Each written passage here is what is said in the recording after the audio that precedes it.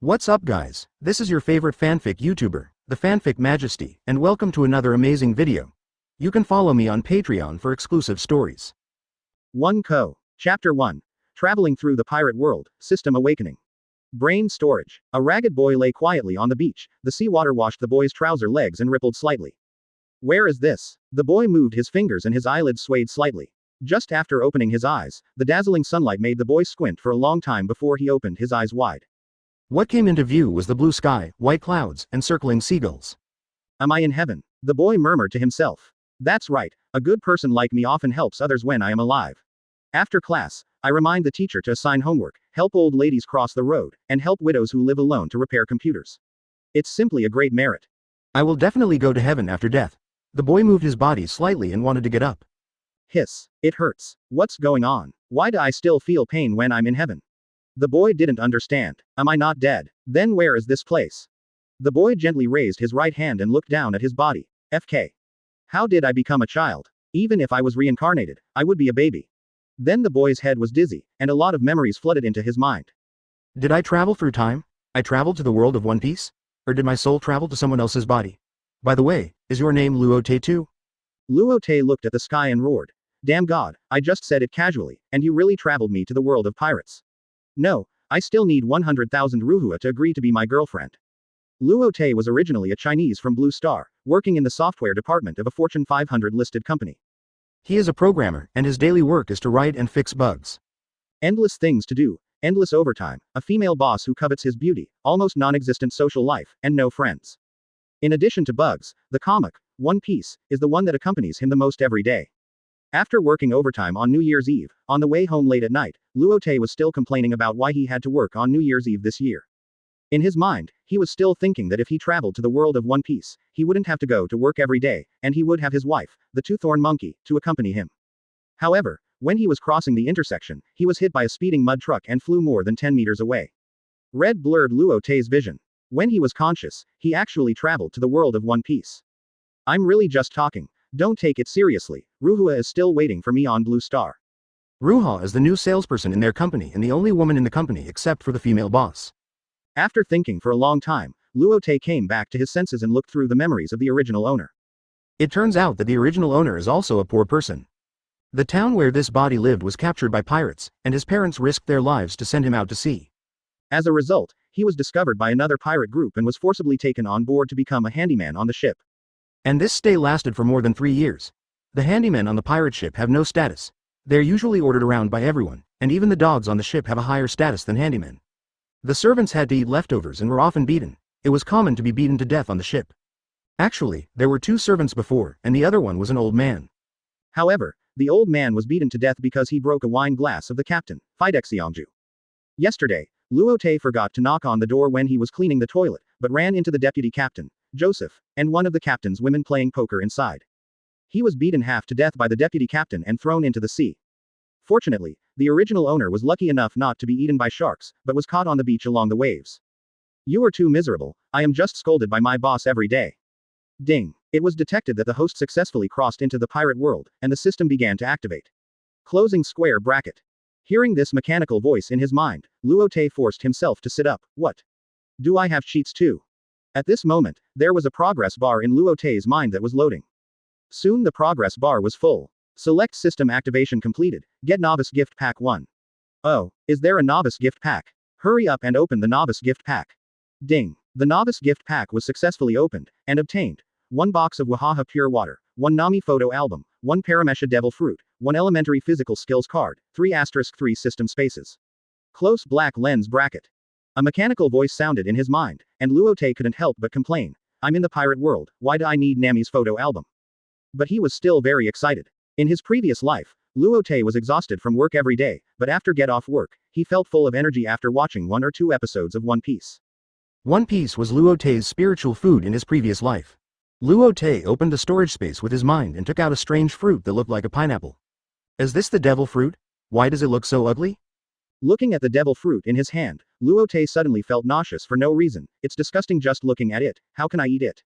And this is a Paramecia devil fruit. It would be a loss if I eat it now. Maybe I can meet Logia devil fruit in the future. Forget it. The system's products must be exquisite. Never mind. Luo Te picked up the devil fruit and smelled it. It doesn't seem to have any strange taste. I hope it's only for people in the pirate world. After hesitating for a while, he took a bite. Crack. It's really disgusting. Although I haven't eaten shit, I'm sure this thing is no better than shit. Gulp. Luo Te swallowed the fruit in his mouth with all his strength. Get lost. He threw the remaining devil fruit 2 meters away with almost all his strength. Watching the devil fruit being dragged into the sea little by the waves, Luo Te's nausea gradually disappeared. After eating the devil fruit, Luo Te also knew that this devil fruit was the Paramecia electromagnetic fruit. If his bones had not been broken into 400 pieces, Luo Te would have jumped up and screamed. Electromagnetic fruit. If someone from the One Piece world ate this fruit, it might not be of any use, but who am I? I am the top scorer in physics in the college entrance examination in Land City. This is definitely the strongest Paramecia devil fruit. Any shock fruit can get out of the way. Ha ha ha, I'm here in the One Piece world, ladies, I'm here. ... Chapter 2. Luo Te on the road. Da Ban Hai Wan Ta Art Ju Dian Rakuten Travel HK, 587 Hong Kong dollars Rakuten Travel, Ri Ben Xing Ne Ling Xian Wang Shang Lu Xing Shi. Forget it, let's explore this island first. Luo Te supported his knees and slowly stood up and moved towards the depths of the island. Why are these rotten wood sections moving upwards? Luo Te walked closer and took a closer look. FK. Isn't this a big crocodile? Ding. Trigger options. A. Hunt the Gangshuan big white crocodile for dinner. Rewards. Primary knowledge color card *1. Primary armed color card *1. Primary marine 6 styles card *1. And 100 senzu beans. B. Ignore the Gangshuan big white crocodile. I will find a stronger beast. Rewards. Primary knowledge color card *1. Primary armed color card *1. Primary marine 6 styles card *1. And 500 senzu beans. C. Starve to death directly. Rewards. Golden urn *1. What is this senzu bean? Senzu beans are produced by the system and can repair all body damage. Reach peak state. Damn, it's really a senzu bean. I choose A. Single quote. Although the reward for option B seems richer, since it is on the edge of the island, this crocodile is the weakest on the entire island. I have already spent half my life picking a few coconuts, and I may not be able to hunt beasts stronger than it. At that time, it will not be a question of whether to reward or not, but to deliver food to those beasts. God, please open your eyes. Why are other people who have traveled here killing people indiscriminately, while I am still worried about my livelihood? I am still killing crocodiles. Luo Te was really unwilling. Why was his start so difficult at the hell level? I will beat you to death. Go to hell, invincible big club. Invincible catapult. Bang. Bang. FK. FK, is that how crocodiles call? I have been to the zoo before, and crocodiles don't seem to call like this. The crocodiles in the pirate world are really a bit strange. Huff, I am so tired, my whole body aches.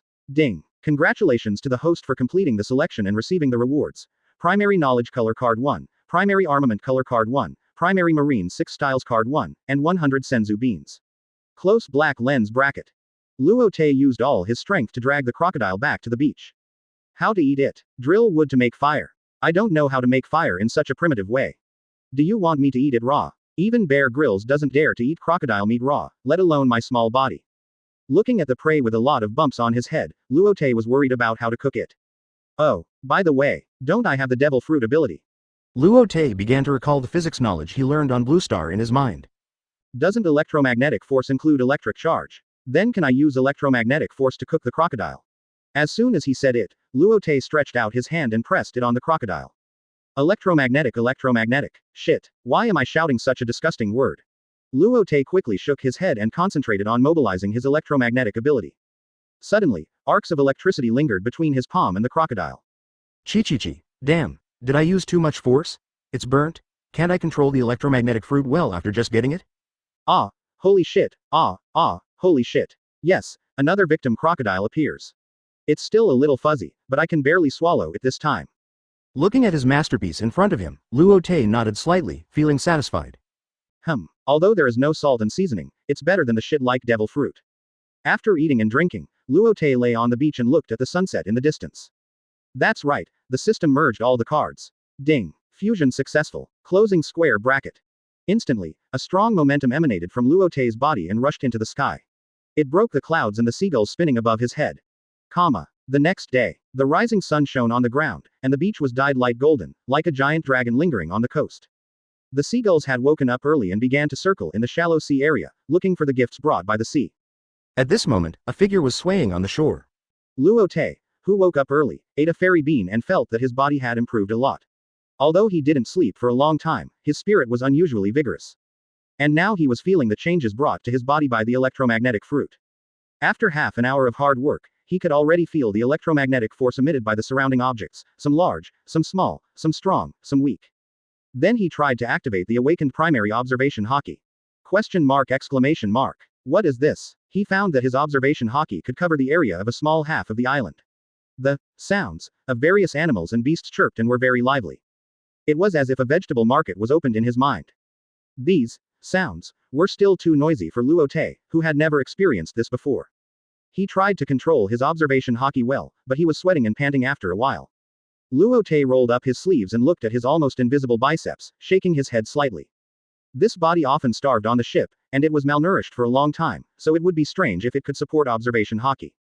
Luo Te, who had just recovered a little strength, tried to use observation Haki to explore the creatures on the island. He wanted to know how many wild animals there were on the island. After all, on a deserted island with a dark view, you could be GG at any time if you were not careful.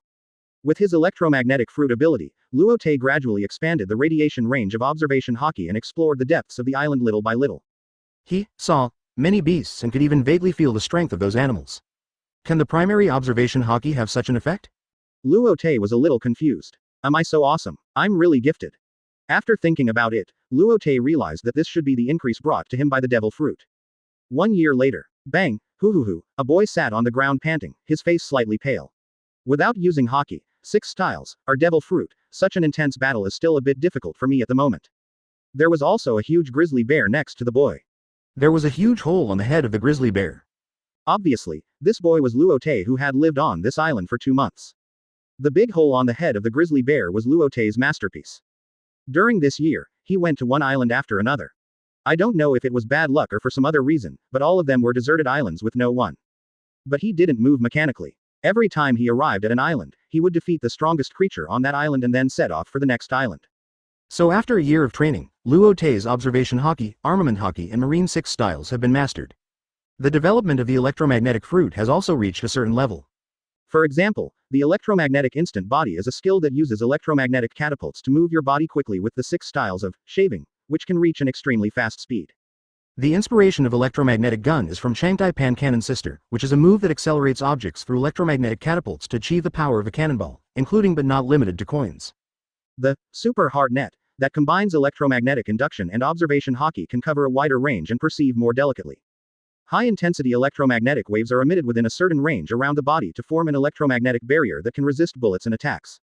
It can even control the electromagnetic attraction between itself and the ground and surrounding objects to achieve the effect of flying. Chapter 3. Encountering Two Little Ones. My stays Song Shan Ju Dian Rakuten Travel HK, 139 Hong Kong dollars Rakuten Travel, Ri Ben Xing Ne Ling Xian Wang Shang Lu Xing Shi. As a blue star, Luo Te is well versed in the teachings of Bear Grylls and Democrat, and has his own obsession with shelters. So the first thing he does every time he arrives at an island is to build a shelter. However, for Luo Te, who has the electromagnetic fruit, building a shelter is quite easy. Electromagnetic stove. Waves of electromagnetic waves are emitted from Luo Te's hands to the grizzly bear, forming an environment similar to a microwave oven around the grizzly bear's body. Hiss. Waves of barbecue aroma emanate. It looks good. Then he took out white powder from the side and sprinkled it on the barbecue. These white powders are the salt that Luo Te extracted from the seawater using electromagnetic force. Luo Te pulled off a bear paw and ate it with relish. High-end ingredients often only require simple cooking methods. Looking up at the sky, the sunset leaked a ray of golden lines through the clouds. Seagulls also took advantage of the sunset to look for dinner. It has been a year since I came to this world unknowingly, and I don't know where the original plot has reached. What? Now Luo Te doesn't need to turn on observation Haki all the time, because he can always send out and receive electromagnetic waves around him. This allows him to feel danger even when he is sleeping. Just now, he received 2 electromagnetic waves moving quickly towards his camp. Observation Haki activated. 2 people or children. After so long, he finally met a living person. If he doesn't meet someone again, Luo Te will go crazy. He didn't make any moves. Because he could sense that these 2 people were not threatening at all, and were even a little weak. When the 2 people approached, Ace, it smells so good, who is grilling meat? Luo Te heard one of them say and sniffed. Luffy, don't just eat all day, okay? Hey, Ace, you're still talking about me, look at you, your saliva is flowing out. Shut up, look, he's getting anxious again. Bang. Oh, you can't win the argument, so you hit people, right? Luffy, We're almost there, stop making trouble. Listening to the sound getting closer, Luo Te glanced. For One Piece fans, the faces of these two people are familiar. It turned out to be these two little ones. It seems that this island should be the island where the two little ones lived when they were young. Luo Te thought secretly in his heart. In recent months, his mind has been completely focused on the development of his physique and the use of the 6 styles of Haki. The exploration of this island is almost negligible. It is quite normal not to know the situation of this island. Just when Luo Te was thinking about the development of the original plot, the figures of the two little ones appeared in Luo Te's camp. Open black lens bracket ding. Trigger options. A. Defeat Luffy and Ace. Rewards.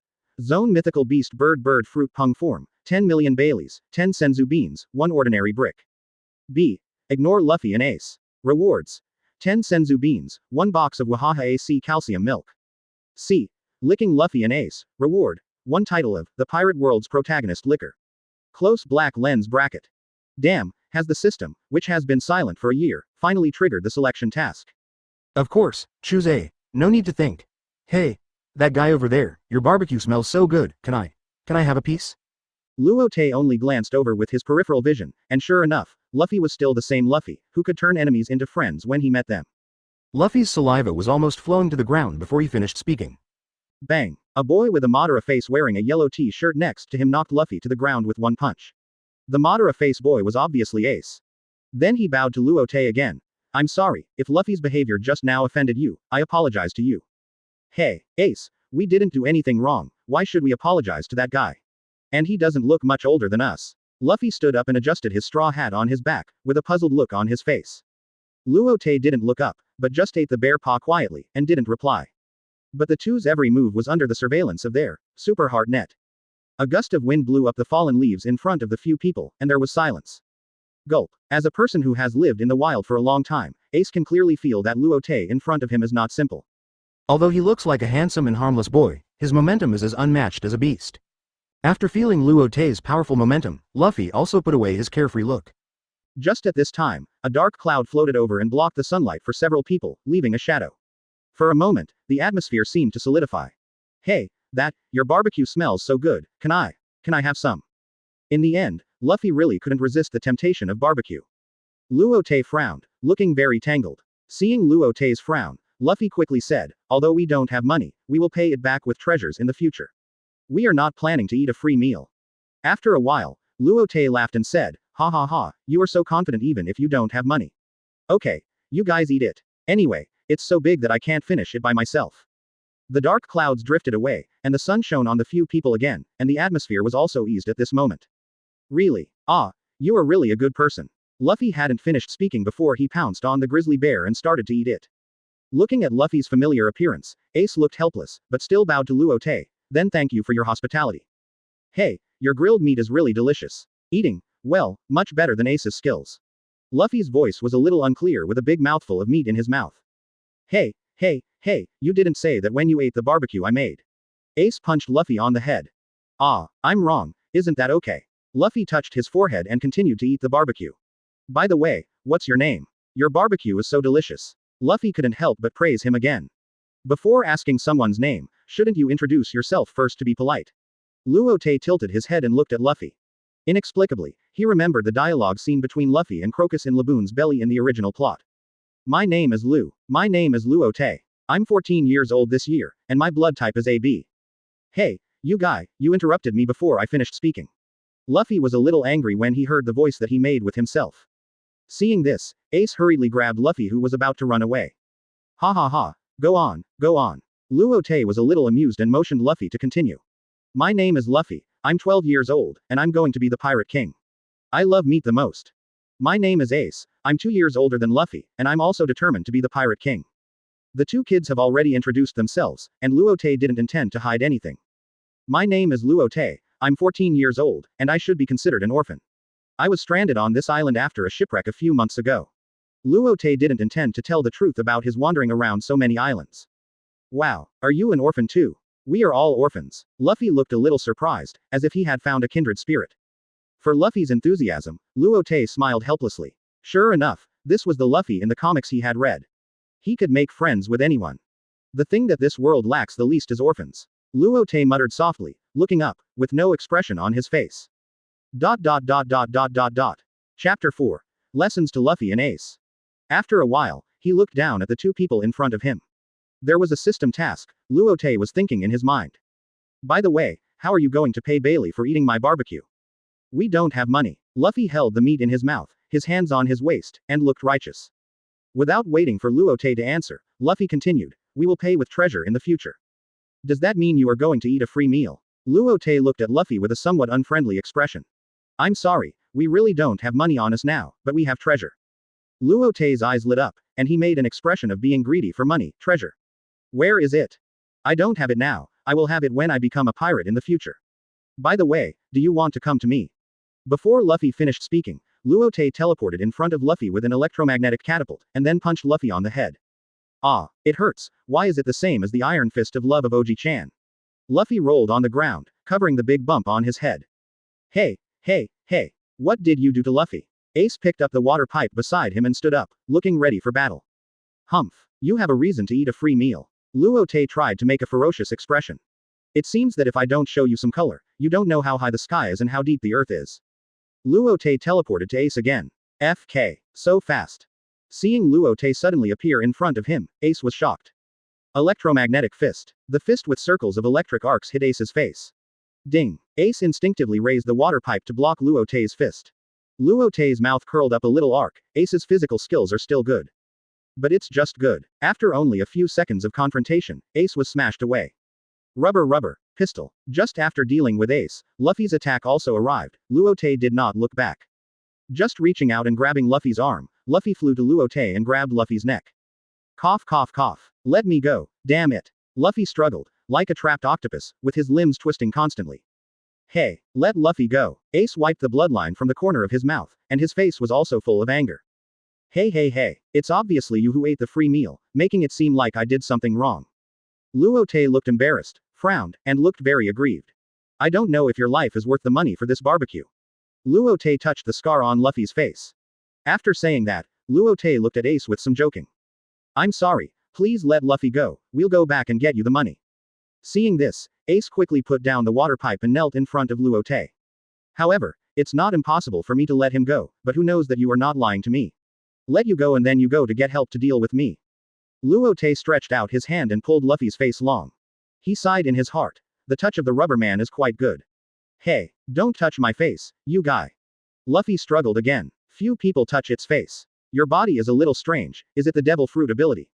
Luo Te touched his chin and asked knowingly. I am a rubber man who ate the rubber fruit, put me down quickly. As Luffy struggled, the straw hat was also shaking behind him. It's okay to let you go, but do you really have treasure? Luo Te casually threw Luffy in front of Ace. Cough. Luffy rolled on the ground and was straightened by Ace. Damn it, come again, I wasn't serious just now. Luffy stood up and waved his fist at Luo Te and shouted. Luo Te shook his head and hooked his finger at Luffy. It seems that you won't learn your lesson unless I knock you down. After that, he teleported in front of Luffy and kicked Luffy away. It wasn't until Luffy hit a big tree that Ace reacted and exclaimed secretly, what a fast speed, much faster than before. He looked at Luo Te with some anger. Seeing this, Luo Te hooked his finger at Ace again. Ace tightened the water pipe in his hand, gritted his teeth and rushed towards Luo Te from the left, attacking Luo Te's lower body. Looking at Ace's move, Luo Te felt a little chill in his lower body. FK, you kid want me to have no descendants. He quickly stretched out a hand to slap Ace's water pipe away, but then Ace turned around and his fist was close to his face, and the wind of the fist blew on his face. Rubber pistol. At this time, Luffy's attack was also approaching quickly. Luo Te couldn't help but look up to the combined attack of these two people. They are indeed two brothers who often hunt together. If it were an ordinary person, they might have really been in trouble, but unfortunately they met a big cheater. Luo Te spun and slapped Ace in the face, sending him flying. Then he leaned back to avoid Luffy's attack, grabbed Luffy's hand and pulled him in front of him. He kicked Luffy in the stomach and sent him flying into the tree, with his head deeply buried in the trunk. Luo Te brushed off the dust on his clothes, although there was no dust. Haha, you are still too weak, I'm not even warm. I haven't even used 1% of my strength. Luo Te sat on the ground very easily. You who don't even know Haki are not qualified to be my opponent. Ace moved his body, but couldn't stand up for a while. Blood also flowed from the corner of his mouth, and the injury was quite serious. Ahem. Damn, he's the same age as me, why is he so strong? It seems he knows Haki. Ace. Help me. At this time, Luffy's head was already embedded in the tree trunk and was being pulled out. Just kidding. Knowing that the two brothers often crawled in the jungle, their ability to withstand attacks is not to be underestimated. So in order to quickly deal with the two and complete the task, Luo Te used armament Haki right away. Ding. Congratulations to the host for completing the selection and getting rewards. Zone Mythical Beast Species Bird Fruit Pung Form, 10 million Baileys, Senzu Beans 10, Ordinary Brick 1. Closing square bracket. Listening to the system prompt sound in his mind, Luo Te knew that the task had been completed, and he was a little excited. Okay, you go back. I don't want your money or your treasures. Beating you up will be used to offset the cost of this barbecue. Luo Te waved to Ace. Really? Really, you're just going to let us go? Aren't you afraid that we'll find help? Ace looked suspicious, and was a little undecided about the capricious Luo Te in front of him. In fact, he could feel that Luo Te didn't have much hostility at the beginning. Maybe he just wanted to test their fighting power or something. Luo Te touched his chin and said something ostentatious. The real strong are not afraid of any enemy. At this moment, Luo Te was invincible, like a giant standing in the light. Ace was dumbfounded. Is this a strong man? It seems that I'm still far from being a strong man. Single quote. Thank you for your hospitality, we'll go back first. Ace still bowed to Luo Te. Then he ran to Luffy and helped Luffy pull out his head. Cough cough cough. Damn. Luo Te nodded to Ace and said, by the way, if you want to eat barbecue next time, you have to bring your own ingredients, and it's better to bring good wine. Hearing this, Ace could only nod in response. What else can he do? Fight back. It's just pure abuse. Hey, don't look down on us, we really have treasure, just. Before Luffy could say anything else, Ace carried Luffy away. Bang. Hey, Ace, what are you doing, aren't we Looking at the two people going away, Luo Te smiled, what a happy couple. Chapter 5. Lively Windmill Village Gong Gu Ji Chong Qian Bibi Ju Dian Rakuten Travel HK. 159 Hong Kong dollars Rakuten Travel. Ri Ben Xing Ne Ling Xian Wang Sheng Lu Xing Shi. Reaching out and taking out a large fragrant pear covered with patterns from the system space. FK. This is a mythical beast. It's even rarer than Logia. Looking at the devil fruit in his hand, Luo Te shook his head. Alas, what a pity. Let's wait until I find a suitable partner to give it to him later. Shaking his head, Luo Te put the devil fruit back into the system space. Looking up at the height of the sun, the meeting with Luffy wasted a lot of time. Next, there are 30,000 push-ups and 1,000 pull-ups to be completed. He always believes that basic training can tap the potential of the body. Hooking his fingers to count today's training tasks, Luo Te stood up and started the rest of the training. Hoo. The setting sun shines through the treetops, and a little Madara falls on Luo Te's face. After completing the training task, Luo Te sat on the ground very tiredly. After all, these goals were set according to his limit. Feeling that his physical strength has recovered a little, he stood up and patted the dust on his buttocks.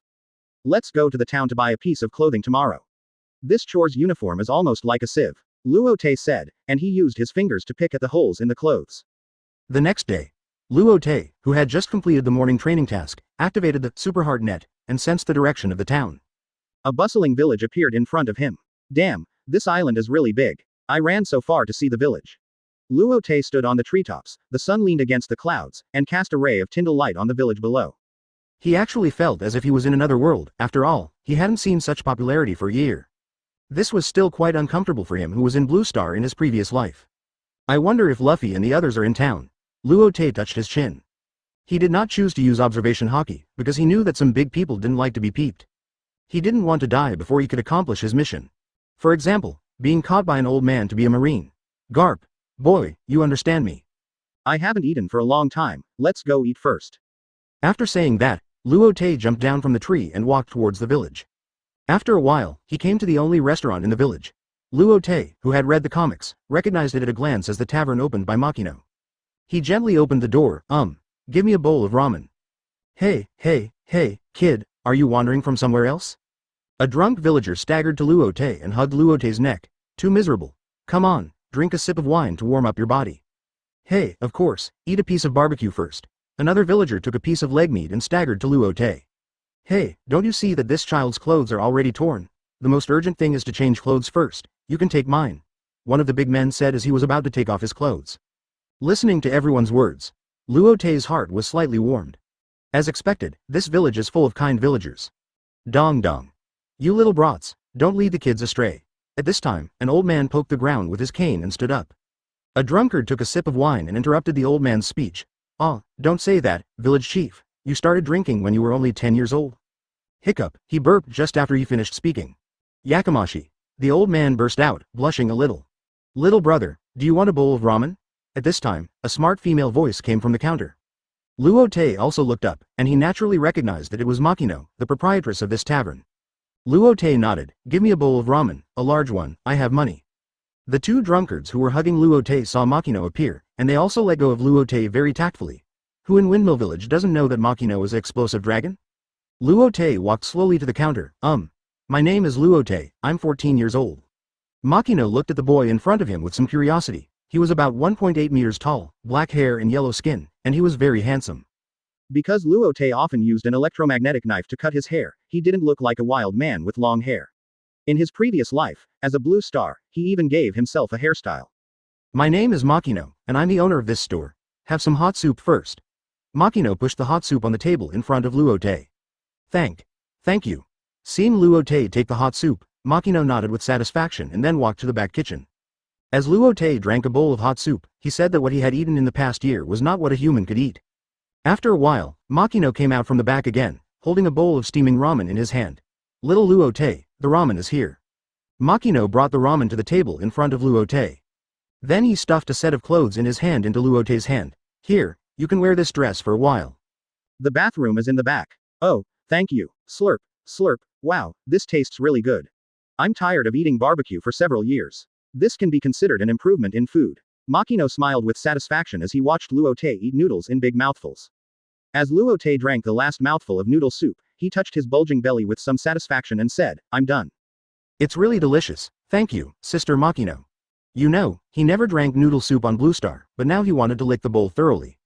It can only mean that this bowl of ramen is too delicious. Luo Te took the new clothes in his hand, stood up, bowed to Makino, and walked towards the bathroom. In the bathroom, looking at himself in the mirror, this face is exactly the same as my previous life, but no matter how many times I look at it, I will feel handsome. He smiled and shook his head and walked towards the bathroom. Looking at Luo Te who came out after washing up, Makino nodded, with an expression on her face like a sister looking at her brother. You are still quite handsome after cleaning up. You don't have to worry about finding a wife in the future. Luo Te scratched his head and couldn't help but sigh. It seems that no matter how strong his strength becomes, it is still a bit embarrassing to be praised by girls. Quote. Looking at the boy in front of him, Makino seemed to remember something, walked slowly to Luo Te, and said casually, by the way, have you seen Luffy and the others? Luo Te slowly walked to the counter and sat down on the high stool. Yes, I saw them yesterday. Makino walked to the counter and picked up a wine glass that was not dirty at all and started to wipe it. He said something like a joke. I heard that you also invited them to eat barbecue? Hearing Makino's question, Luo Te knew it very well. It turned out that Luffy had told Makino about his encounter with the two little ones. It is very likely that he also told Makino about the fight between the two. And Makino's tone seemed so calm, but it seemed like he was protecting his child. Luo Te also knew that Makino was good to Luffy and the others, just like a real sister and brother. Luo Te scratched his head a little embarrassedly. I think so. I heard that you also had a fight with the two of them? Makino raised her head with a look of surprise. She was originally worried that Luo Te was a bad guy, and wanted to remind Luo Te to stay away from the two children. But when she saw Luo Te, it was obvious that she could feel that Luo Te was quite gentle and easygoing, like a neighbor's brother, and should not be a bad person. Sure enough. Well, I guess so. What's wrong? Luo Te didn't know what Makino meant by asking this question. Oh, that's pretty impressive. Makino nodded. Then she seemed to think of something and said, they're always out of tune and get into trouble every day. You should be older than Ace, so I'll trouble you in the future. There was a little pampering in her helpless expression, and Makino smiled gently after she finished speaking. Looking at this smile, Luo Te couldn't help but think in his heart, what a gentle sister. Luffy's childhood was really happy, with the brotherhood of Sabo and Ace, and the family affection of Daiden, Makino and Garp. Yeah, no problem. Luo Te nodded. How about today? But before Makino finished her words, Luo Te had already stood up and walked out of the tavern. Sister Makino, I'll go to the street to buy some supplies and then go back. Hearing this, Makino smiled and shook her head. She knew that the boy in front of her should be used to living in the jungle like Luffy and the other three. She could only nod and respond, then be careful. After buying a few clothes and some seasonings, Luo Te flew back to his shelter. It's really more comfortable in my own little doghouse. As a otaku, Luo Te really can't adapt to a village full of enthusiasm. Maybe this is cheap. Chapter 6. Meet the two little ones again. Hey, Lotta, are you home? We're here. Stupid Luffy, it's Luo Te, Luo Te. The voice came before Luffy arrived. Luo Te, who was practicing in the morning, knew that the two little ones were here when he heard the voice. We're here, Luo Te. Oh, Luffy, it's you guys. Luo Te, Look what we brought you. With a bang, a giant was thrown in the middle of the camp. Looking closely, it was a huge rhino, which weighed 20 tons. Luo Te nodded to the two of them. Ace, Luffy, long time no see. It has been a month since the last, not very pleasant meeting, of the few people. In this month, Luo Te's strength has been steadily improving. The development of his own fruit ability has also been getting better. The use of Haki and 6 styles has become more and more proficient, but the system has not issued any more tasks. Is this your prey? Yeah, we are awesome, aren't we? Luffy touched his right biceps, his expression very proud. Luo Te touched his chin and looked at Luffy, teasing. Very awesome, but Luffy, you shouldn't have done much. Asshole Luo Te, you underestimate me, right? He was about to rush up to fight Luo Te. Looking at Luffy's grinning face, he looked like a flat-headed man. Seeing this, Ace quickly grabbed Luffy and smiled and said, Luffy, Luo Te is right. Damn it, Ace, you said that too, but in the end it wasn't my rubber pistol that shot him away. Luffy struggled and roared in Ace's arms. Ace punched Luffy on the head and said, we both subdued him together, and Luffy also contributed. Yes. That's right. Luffy nodded in agreement. Ace let go of Luffy, and the two found a place to sit down. Hey, Luo Te, the barbecue last time was so delicious, can we bake it again?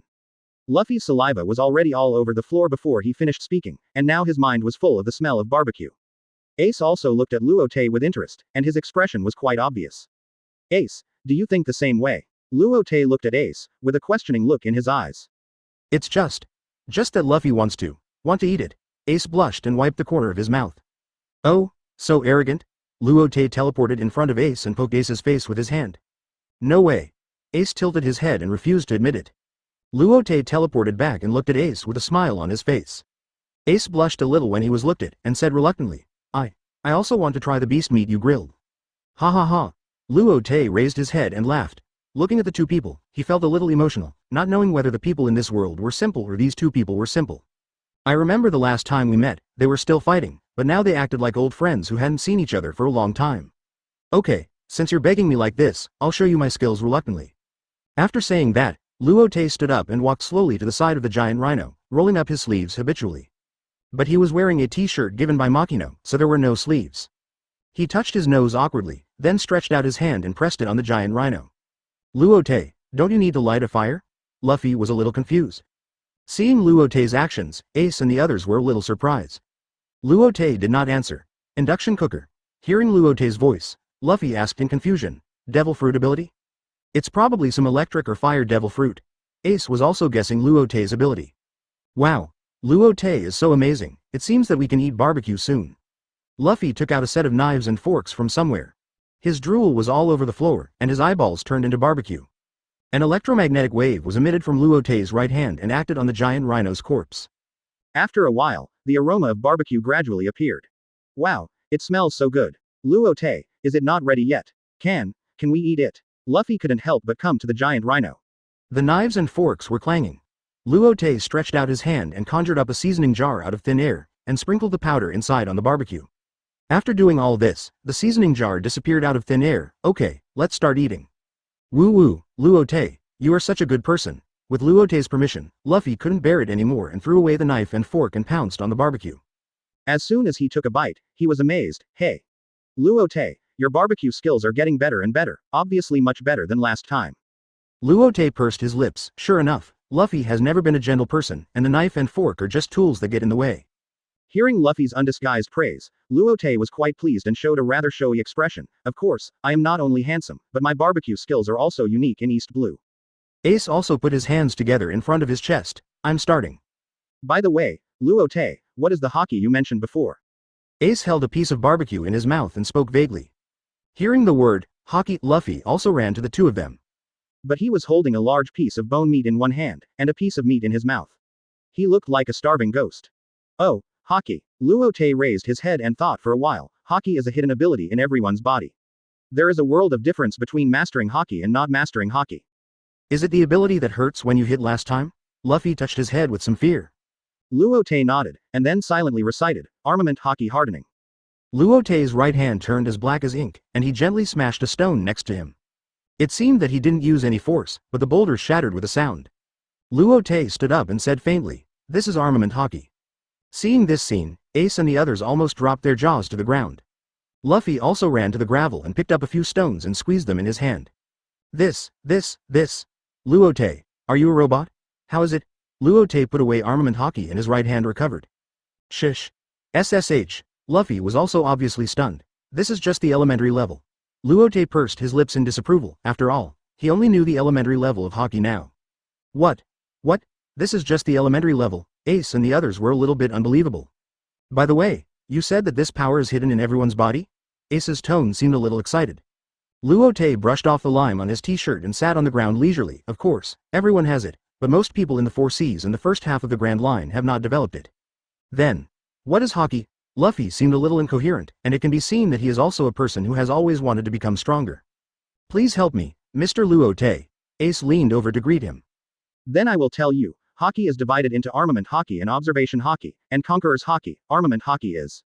Many people in the world do not have fruits, but they stand at the top of the world with Haki alone. Luo Te began to talk about what he understood about Haki. After listening to Luo Te's explanation, Ace and the others were enlightened. It turned out that Haki was so powerful. They lived in a small corner and didn't know how high the sky was in this world. Then, can we develop this power? Ace looked hopeful. Chapter 7. Teaching 2 Little Hakis. Open black lens bracket ding. Trigger options. A. Use Haki to teach Luffy and Ace a lesson again. Rewards. Intermediate Armament Haki 1. Elementary Conqueror's Haki 1. Intermediate Taijutsu 1. Senzu Beans 2000. Logia Devil Fruit 1. B. Teach Luffy and Ace Haki and become their master. Rewards. Elementary Conqueror's Card 1. Intermediate Marines 6 Styles Card 1. 10 million Baileys. Intermediate Taijutsu Card 1. System space upgraded to 9*9. Elementary Sky Breaker Pirate Ship. 1 box of spicy ghost pepper noodles. C. Pretend not to hear what Ace said. Rewards. 1 weekly Uranus album. 1 box of spicy prints. Close black lens bracket. Hearing the system prompt in his mind, Luo Te raised his mouth imperceptibly. Although the reward for choosing A is richer, he still chooses B. He also wants to see what the 2 children with a higher starting point can only do. I choose B. Single quote. Of course, everyone can learn Observation Haki and Armament Haki. Hearing Luo Te's affirmative answer, Ace's eyes lit up. Then can you? Can you teach us? Of course, but I can't guarantee that I will be a good teacher.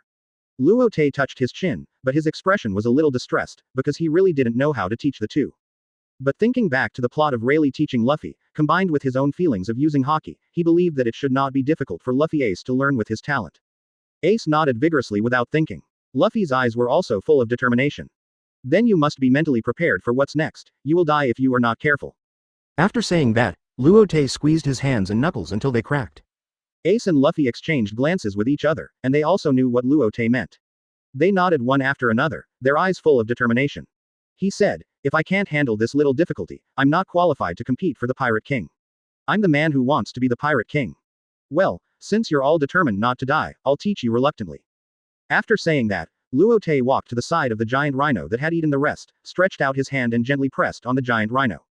Electromagnetic catapult. The giant rhino turned into a stream of light that the naked eye could hardly catch up with and slid towards the depths of the jungle.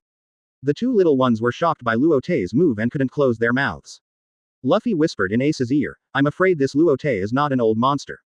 He doesn't look that big, but how can he be so strong? I heard it. Luo Te teleported to Luffy and pointed his finger at Luffy's forehead. Armament color brain explosion. Bang! Luo Te's dark finger flicked on Luffy's forehead, as if it was a huge force, and actually flicked Luffy away. Ah! It hurts. Luffy rolled on the ground holding his forehead, obviously in great pain. Ignoring Luffy's screams, Luo Te retracted his fingers and put his hands behind his back. Luffy, you are rubber, right? Normal physical attacks shouldn't hurt, right? Yes. Yes. Why does it hurt so much when you hit me? It hurts like the iron fist of Oji-chan's love. Luffy sat on the ground, covering the bump on his forehead that had just been hit, and tears were about to come out of his eyes. This is Armament Haki. Ace nodded as if he understood something. Luo Te began to pace with his hands behind his back. Here is one of the uses of Armament Haki, which allows us to have the ability to deal with special devil fruit and even Logia. No wonder Oji-chan and Luo Te hit me so hard.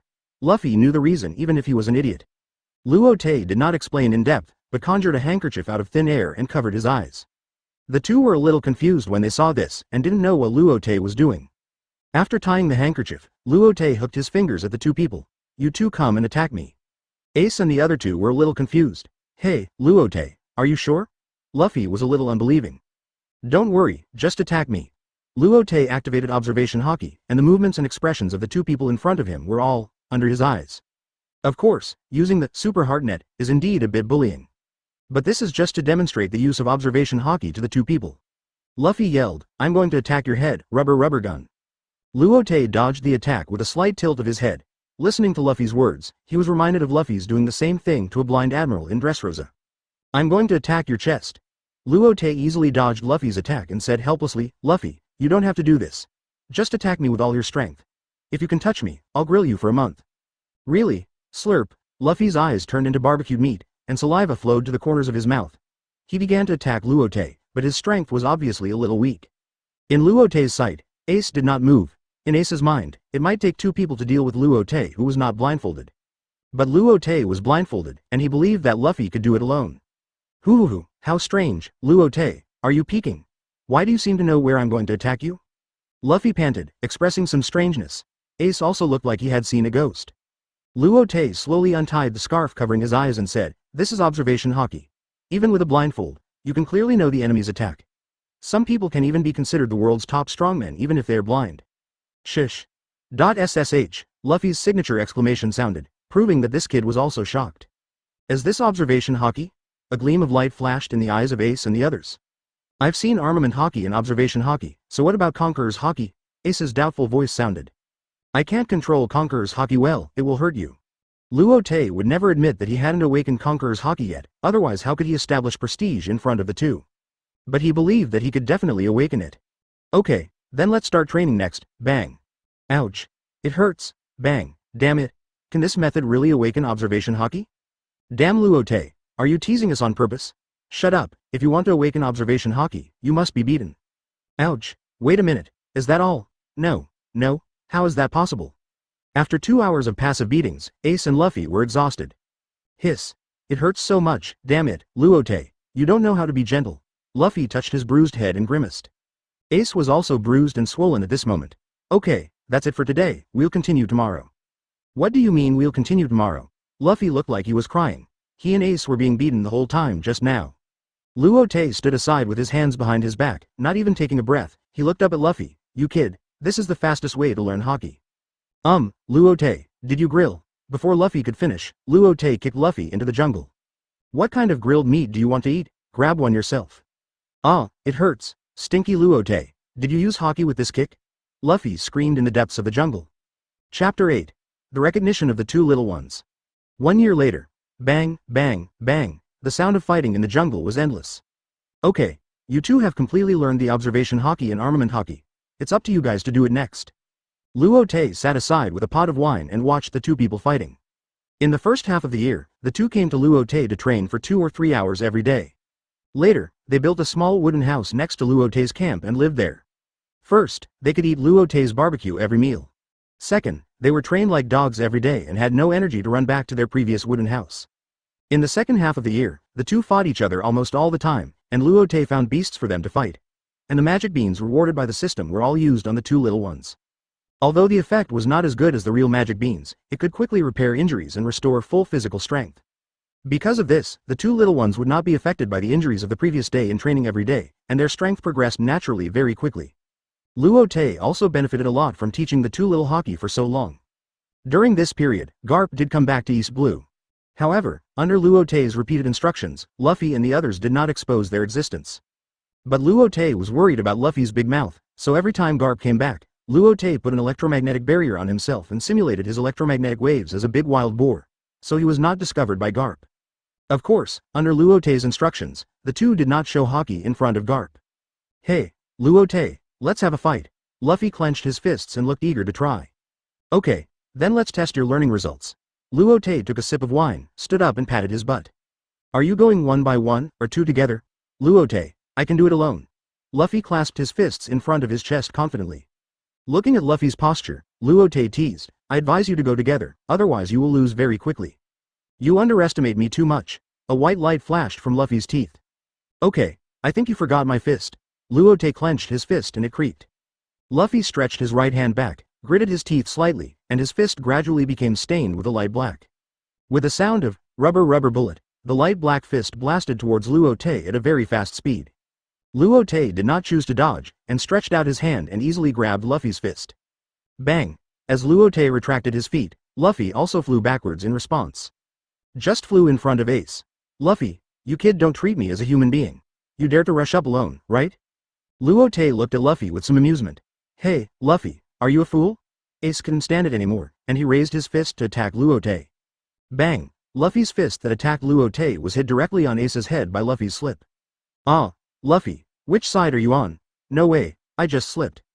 From the beginning, Luffy and Ace fought against Luo Te, and finally it became a three-way fight. Although Luffy and Ace were just being abused in the process. Of course, Luffy was the most seriously injured. After the battle, Luffy could no longer stand up. That's it. You still need to practice more, Luo Te, aren't you just 2 years older than me? When I'm your age, I will definitely beat you. Luffy was lying on the ground and making harsh remarks, which really proved the saying, Luffy is soft all over, only his mouth is hard. Luo Te, we are in this state now, we can only rely on you for dinner. Ace sat on the ground with a bruised face, and his tone was a little teasing. You talk as if any meal was cooked by you too. Luo Te pursed his lips in disdain. Ace blushed and touched his head again. Okay, I owe you in my last life. Luo Te shook his head and flew towards the jungle. Soon Luo Te brought back a very strong wild boar. After a while, the aroma of barbecue filled the camp. Luo Te's barbecue is really delicious. Hey, Luo Te, I'm going to be the pirate king. Do you want to be the chef on my ship? Luffy held a leg meat in his hand, with a hint of expectation in his voice. Forget it, I don't plan to be a pirate yet. Luo Te took a bite of the meat and replied, that's a pity. If you figure it out one day, there will always be a place for you on my ship. Luffy's eyes were shining. Oh, thank you very much. Luo Te responded indifferently. In his heart, he secretly complained, why do I feel like the old Jinbei of 4 emperors? Hey, Luffy, I'm still here. Do you want to trick the master onto your ship in front of me? Hearing Luffy's polite words, Ace looked at Luffy angrily. But, Luo Te, the barbecue you make is really delicious. Luffy looked at Luo Te pitifully. Hearing the two people calling, Master, unintentionally, he was still a little relieved. Open black lens bracket ding. Congratulations to the host for completing the selection and receiving rewards. Primary Conquerors Card 1, Intermediate Marine 6 Styles Card 1, 10 million Baileys, Intermediate Taijutsu Card 1, System Space upgraded to 9*9, Primary Sky-breaking Pirate Ship, 1 box of spicy ghost pepper noodles, close black lens bracket. Listening to the system prompt sound in his mind, Luo Te also knew that these two people were their own masters from the bottom of their hearts. Pirate ship? Why? Is this God's will? Yes, as a time traveler, everyone wants to make a difference in this world. Marine is a puppet of celestial dragons, and there are many restrictions. He naturally doesn't want to do it. The Revolutionary Army is too saintly, and he doesn't like it when it's not in the light. It seems that he can only be a pirate. I think this is what the system means. Shaking his head, he threw away the messy thoughts in his mind. System. Merge all cards. Open black lens bracket ding. Fusion successful. Close black lens bracket. Instantly, a huge momentum emanated from Luo Te's body. For a moment, the two little ones were forced to be unable to open their eyes by this majestic momentum. It felt like a super beast appeared in front of them. After a while, Luo Te put away this momentum, and the two little ones were able to breathe. Ace was secretly shocked. It seems that teacher Luo Te is very hidden. His strength is simply unfathomable. Feeling the changes in his body, Luo Te nodded with some satisfaction. Since you call me master, I will take you out to sea to play tomorrow. Really? Hearing about going out to sea, Luffy was extremely excited. Who admits that you are our master? Ace looked arrogant. Just now, didn't you say that I was your master? Luo Te looked at Ace with some amusement. Look, I just said it casually because you have been making barbecue for us for so long. Ace is still the arrogant boy after all. But Luo Te didn't care, knowing the personalities of the two. It can be seen that although Luffy and the others do not admit it, they should still respect and identify with themselves in their hearts. Okay, it's already late today, let's go to bed early, and we'll go out to walk around tomorrow. After saying that, Luo Te stood up and walked towards his bedroom. Oh, okay, Luo Te is the best. Luffy jumped up and down excitedly, but he had never been out to sea before. Ace's face was also filled with an excited smile. Chapter 9. Taking two little ones to experience going out to sea. The next day. On the shore. Hey, Luo Te, I can't swim, and this boat can't fit the three of us. Luffy looked at the boat on the beach and felt that Luo Te was a little unreliable. Although Luo Te could fly, he still made a small boat for convenience. He carried it with him every time he arrived at an island. Although more than 3 years have passed, it is still well preserved. Of course not this ship. This kind of ship obviously doesn't suit my temperament. You wait for me here. After saying that, Luo Te disappeared in front of the two with an electromagnetic teleportation, appeared several thousand meters away. Luo Te saw the Skybreaker pirate ship in the system space. It just looked very small, like a model. Hey, system, are you kidding? How can people sit on such a small ship? Forget it, I don't care about you, take it out first. Luo Te took out the boat. It was very magical that the 1 or 2 meter long skybreaker actually grew larger on the ground and turned into a 30-meter long ship. The appearance is very similar to the Sunny, but the bow is not a lion, but a sharp bullet shape. The bottom of the ship is wrapped with circles of metal lines. All the structures on the ship appeared in front of him, including the captain's lounge, conference room, aquarium, kitchen, large bathroom, library, training room, research room, observation deck, etc. Even the resting place for each crew member is an independent single room. Luo Te teleported on the ship and took a look at each room. He was surprised to find that each room was abnormally large, and it was not the space that a ship only 30 meters long should have. Is this space compression? Looking at this pirate ship, Luo Te was very satisfied. He came to the training room and found that it was divided into 2 spaces. One of the rooms was full of training equipment, just like the gym in his previous life, with all the training equipment. The other room was empty except for some weight-bearing objects. There was a wooden sign hanging on the door, which read, Gravity Room. When Luo Te walked into this room, he found that the gravity had basically not changed. After a little thought, Luo Te knew the reason. It seems that this gravity chamber needs to be loaded with his electromagnetic force. Without thinking, Luo Te began to slowly apply electromagnetic force, and a pressure gradually appeared, from 1 time, 2 times, and finally directly to 50 times. Luo Te knew that it could be higher, but he could hardly hold on. Knowing the pervert of this gravity chamber, Luo Te had a high expectation for the strength of his partners in the future. Dragging the skybreaker to Luffy and the others. Wow, Luo Te, is this your pirate ship? Kukui, Ske. Luffy circled around the skybreaker, with stars in his eyes. Ace was also very surprised. He never thought that Luo Te's ship was so beautiful. Luo Te waved to the 2 and said, let's go, get on board. Luffy couldn't wait to get on board. Ace also jumped on board. Shug. There's a lawn and a swing. Luffy was rolling on the lawn at this time. Luo Te couldn't help but nod with more satisfaction. This was just the beginning. I wonder what the final level would be like. By the way, we are on the beach now. How can the boat get into the water? Ace asked with some confusion. Luo Te stretched out his hands. Look, electromagnetic force. Waves of electromagnetic force were emitted from the bottom of the ship, and the skybreaker gradually rose into the air. Kakui, Shug. The ship can actually fly. Luffy ran around on the boat with stars in his eyes. Ace was also shocked. Although he often read newspapers, he had never heard of such a flying ship. But he thought it should be Luo Te's fruit ability. When the ship reached the sea, Luo Te lowered the ship. Just kidding, flying like this all the time is also very exhausting. He applied part of the electromagnetic force at the stern as power. Wow, is this the sea? The sea, you are so big. Luffy stood on the bow and looked around excitedly. Ace also lay on the side of the ship with interest.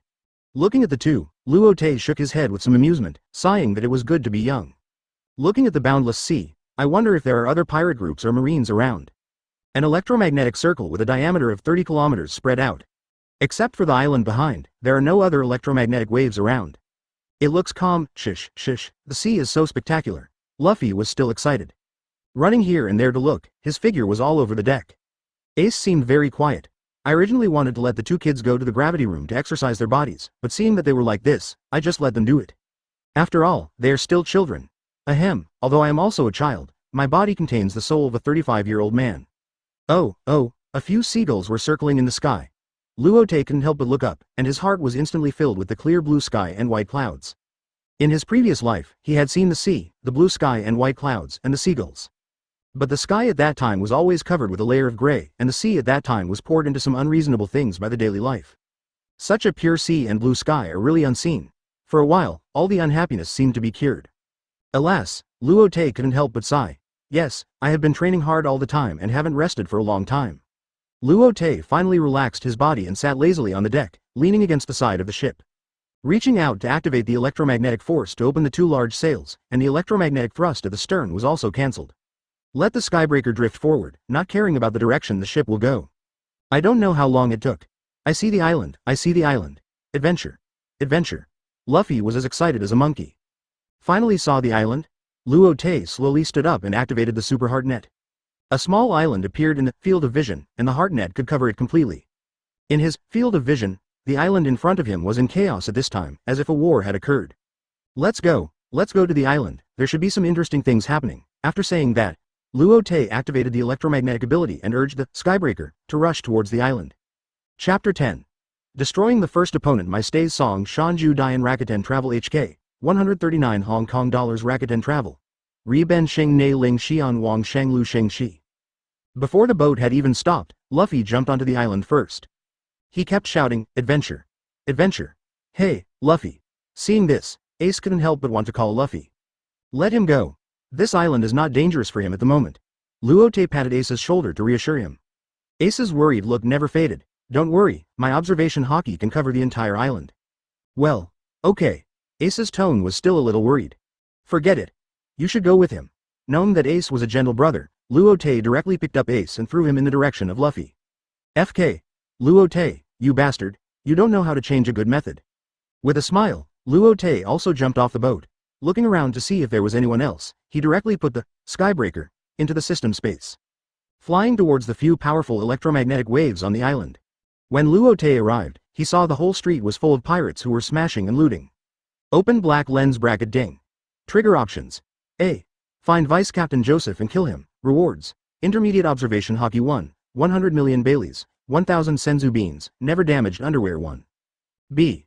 Recruit Joseph as a partner. Rewards. 1 album of Ji ni Tai Mei. C. Tell Joseph, I still want to be a handyman on the ship. Reward. Deprive of devil fruit, deprive of Haki. Close black lens bracket. MD. Is there any need to hesitate? I choose A. A short man who was as fat as a pig on the street pointed at the girl squatting in the corner and ordered his men. Joseph, go and bring that beauty to me, I want to relax tonight. The fat man wore a scarlet cloak and a pirate hat on his head. His face was so fat that his facial features were almost invisible, and his long nose hair hung outside. He held a scimitar in his hand. It was the captain of the plundering pirate group, Feed Shangzu, with a bounty of 11 million Baileys. A scumbag famous for his lust. Yes, Captain. Electromagnetic gun. With a puff sound, Feed Shangzu fell to the ground, and a fist-sized hole appeared on his forehead. Before he died, he still had that lewd smile on his face. Who is it? The pirate with the middle-parted hair was so frightened by this scene that he was stunned, and the basketball in his hand fell to the ground. What? You don't recognize me after more than 2 years? Luo Te walked slowly to the center of the street. Who are you? You. Joseph tried to recall in his mind, and the face of a young errand boy gradually emerged in his memory. What? It seems that you recognize me. Luo Te looked at the man in front of him with a faint smile. At this moment, all his momentum was restrained in his body, and he looked like a harmless boy. But Joseph began to tremble all over, and pointed his right index finger at Luo Te. His lips turned pale. You are the handyman Luo Te? How are you still alive? I hate it most when someone points a finger at me. After saying that, Luo Te raised his hand and used an electromagnetic knife. Joseph howled while holding his right hand that was broken at the wrist. What? You didn't stay with your lover this time. A Bailey coin flipped in Luo Te's hand. Joseph was still howling while holding his broken hand. Tell me, how do you want to die? Luo Te continued to lower his head and play with the coin in his hand. My lord, you lord, don't care about the villain's mistakes, just let me go. Before he finished speaking, Joseph's legs were already weak, and he collapsed on the ground. You know how to beg for mercy now. Why didn't you still kill me when I asked the deputy captain to let me go? Luo Te raised his head and looked like a knife. Joseph didn't say a word for a long time, but with a hint of foul smell. A pool of unknown liquid soaked the street under Joseph's crotch. Luo Te frowned, with a hint of disgust in his expression. Forget it, you'd better die. Luo Te flicked the coin in his hand towards Joseph. Bang! The pirate with the middle-parted hair also fell to the ground, his expression full of fear and a hint of unwillingness. Then several coins popped out from his fingertips, like bullets with eyes, and killed all the pirates on the street one by one. Ding! Congratulations host for completing the selection and getting rewards. Intermediate observation Haki 1, 100 million Baileys, 1000 Senzu beans, 1 pair of undamaged underwear 1. Before Luo Te could check his rewards, a smart female voice rang out. Grandpa, wake up. He looked up and found that it was the girl that the fat man had specifically asked to catch. He slowly walked to the girl. Don't kill me. Seeing Luo Te walking towards her, the girl's face became even paler. She saw clearly that the boy in front of her was even more terrifying than the pirate just now. Girl, don't be afraid, I'm not a pirate, I have already driven all the pirates away. Luo Te tried to make his expression look a little gentler. Really? You are not one of them? The girl looked at Luo Te with doubt. Luo Te said with some amusement. Have you ever seen that group of people fight to death like this? Benefactor, please save Grandpa. The girl hugged Luo Te's arms with both hands, no longer caring whether Luo Te was a good person or a bad person, and begged Luo Te to save his grandfather. Luo Te didn't say anything, just nodded and squatted down, stretched out his palm and pressed it on the old man's forehead, activating electromagnetic force. In fact, The old man's brainwaves had disappeared long ago, and Luo Te gave him a new brainwave. After a while, the old man slowly opened his eyes. Grandpa, Grandpa, are you awake? The girl hugged the old man's body, her voice was very excited. When the girl turned around and was about to kneel down to thank Luo Te shook his head at the girl. Girl, your grandfather is actually dead, I just used my ability to revive him temporarily. If you have anything to say, just tell your grandfather quickly, even if it's a good farewell. Ah, in an instant, tears filled her eyes again. Luo Te nodded to the little girl and said, time is limited, you should listen to what your grandfather says. After that, he walked aside and gave the space to the grandfather and grandson. After a while, Luo Te heard the old man calling him, young man, thank you for letting me live again. Although you are the same age as Linger, you are more powerful. I have an unwelcome request. After I die, Linger will have no family, so can I ask you to help me take care of Linger in the future? Looking at the crying girl with tears in her eyes, Luo Te looked at the old man and said, Grandpa, how do you know that I am not a bad person? Are you really confident to entrust your granddaughter to me?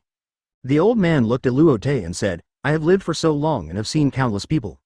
I know that you are not a bad person, young man. Luo Te stared at the old man for a long time, and nodded helplessly. Okay, your granddaughter is called Linger, right? Then leave it to me. I will never let her be bullied. After getting Luo Te's affirmative answer, the old man finally closed his eyes with peace of mind. Grandpa, Grandpa. The girl cried while holding the old man's body. Luo Te did not disturb or comfort him, but stood quietly aside. After a long while, the girl stopped crying. Thank you for saving me, benefactor. The girl wiped her tears and knelt in front of Luo Te with red eyes. Luo Te quickly activated the electromagnetic force to lift the girl. He was able to take a good look at the girl. She was about 14 or 15 years old, about 1.5 meters tall, wearing a somewhat worn dress, with red hair and a round face, which was very cute. Her big eyes were red at this time, which made people feel quite pitiful. You can tell at a glance that she is a beauty. Girl, you don't have to be like this, I'm just helping myself to get revenge. Luo Te waved his hand at the girl. No, benefactor, if it weren't for you, I can't imagine what would happen next, the girl said and wanted to kneel down again, but she found that there was a mysterious force that prevented her from kneeling. Hey, Luo Te, so you are here. At this time, Luffy's voice came from the side of the street. Following the sound, Ace and Luffy rushed over here. Ah, has everything been resolved here? Yeah, what? Did you find pirates over there too? Luo Te asked knowingly. After all, he covered the entire island with his super heart net. As soon as he arrived on the island, he saw everything Luffy and the others did. Yeah, but I beat them all away. Luffy touched his biceps with a proud look on his face. By the way, here are 30 million Baileys, Ace, you can give them to the people in the town. We should stay in this town for a day or two. After saying that, Luo Te took out a big bag of money from his pocket and threw it to Ace. Oh, Ace nodded excitedly. He was just worrying about how to save this town. It happened that Luo Te took out 30 million Baileys. After saying hello to Luo Te, Ace and Luffy ran to the center of the town. My benefactor, I really don't know how to thank you. How about I cook you a meal? Hearing the girl's words, Luo Te wanted to refuse, but seeing the hope in the girl's eyes, Luo Te finally nodded. But before that, I have to bury my grandfather first.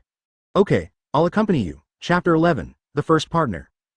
Hai and Guang Chong Jia Sheng Ju Dian Rakuten Travel HK, 329 Hong Kong dollars Rakuten Travel. Ri Ben Xing Ne Ling Xian Wang Sheng Lu Xing Shi. With Luo Te's help, Linger buried his grandfather quickly. Luo Te followed Linger to a restaurant in the town. Fortunately, it was not a real war and did not affect this place. Otherwise, this place might not be spared. Benefactor, this is the restaurant opened by my grandfather, please sit over there. Looking at Linger's busy figure, Luo Te felt a little warm in his heart. In his previous life, he hoped that he had a sister like this. Ding. Trigger options. A. Recognize Linger as your sister, reward. Good brother, Title 1. Zone Devil Fruit 1, Senzu Beans 100. B. Recruit Linger as a pirate partner, reward. Logia Devil Fruit 1, 100 million Baileys, Senzu Beans 1000. C. Leave it alone and leave, reward. Marshmallow 1, Paramecia Devil Fruit 1, Senzu Beans 100. Close black lens bracket. After a while, a dinner that looked quite rich was served on the table by the girl. Seeing Linger take out 3 bowls, Luo Te understood. Obviously, one of them should be prepared for his grandfather. Benefactor, eat quickly. If it's not well cooked, please don't despise it. Don't call me benefactor either. My name is Luo Te. Just call me Luo Te. Luo. Luo Te? Linger called out cautiously. Yeah, Luo Te nodded. Linger looked at Luo Te, at that handsome face, and his face turned red for a moment. What's wrong? Luo Te looked at Linger in front of him with some confusion. No. Nothing, and my name is Linger, Yamila Linger. Linger blinked his big eyes and looked at Luo Te. Oh, Linger, a beautiful name, as beautiful as you. Hearing this, Linger blushed a little abnormally. Luo Te, you should try the dishes I made quickly. I don't have any other skills, but I am still very confident in cooking. Linger picked up a piece of steamed meat for Luo Te, with a look of anticipation. Luo Te tasted it, and his pupils instantly dilated. What a divine taste. Even if we count the past life, Linger's cooking skills can be ranked in the top 3. Well, it's delicious. Super delicious. It's the most delicious dish I've ever eaten. Luo Te couldn't help but stuff a few more bites of food into his mouth. Hearing Luo Te's sincere praise, Linger showed a satisfied smile on his face. Then Linger opened up and said a lot. That is to say, your parents were killed by pirates after you were born? Luo Te sighed, feeling that the girl in front of him was also a lonely person. Then are you willing to go with me? Luo Te said. Although his grandfather entrusted her to him, he still had to ask for his opinion. Since he still wanted to be a pirate, the chef should be the most important and indispensable crew member. Of course, inviting Linger here is not only because of Linger's cooking skills, nor is it just the old man's entrustment, but more because he doesn't want such a young girl to live helplessly.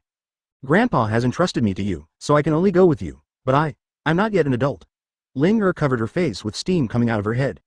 In the pirate world, people become adults at the age of 16. Seeing Linger's expression, Luo Te guessed that this girl must have misunderstood.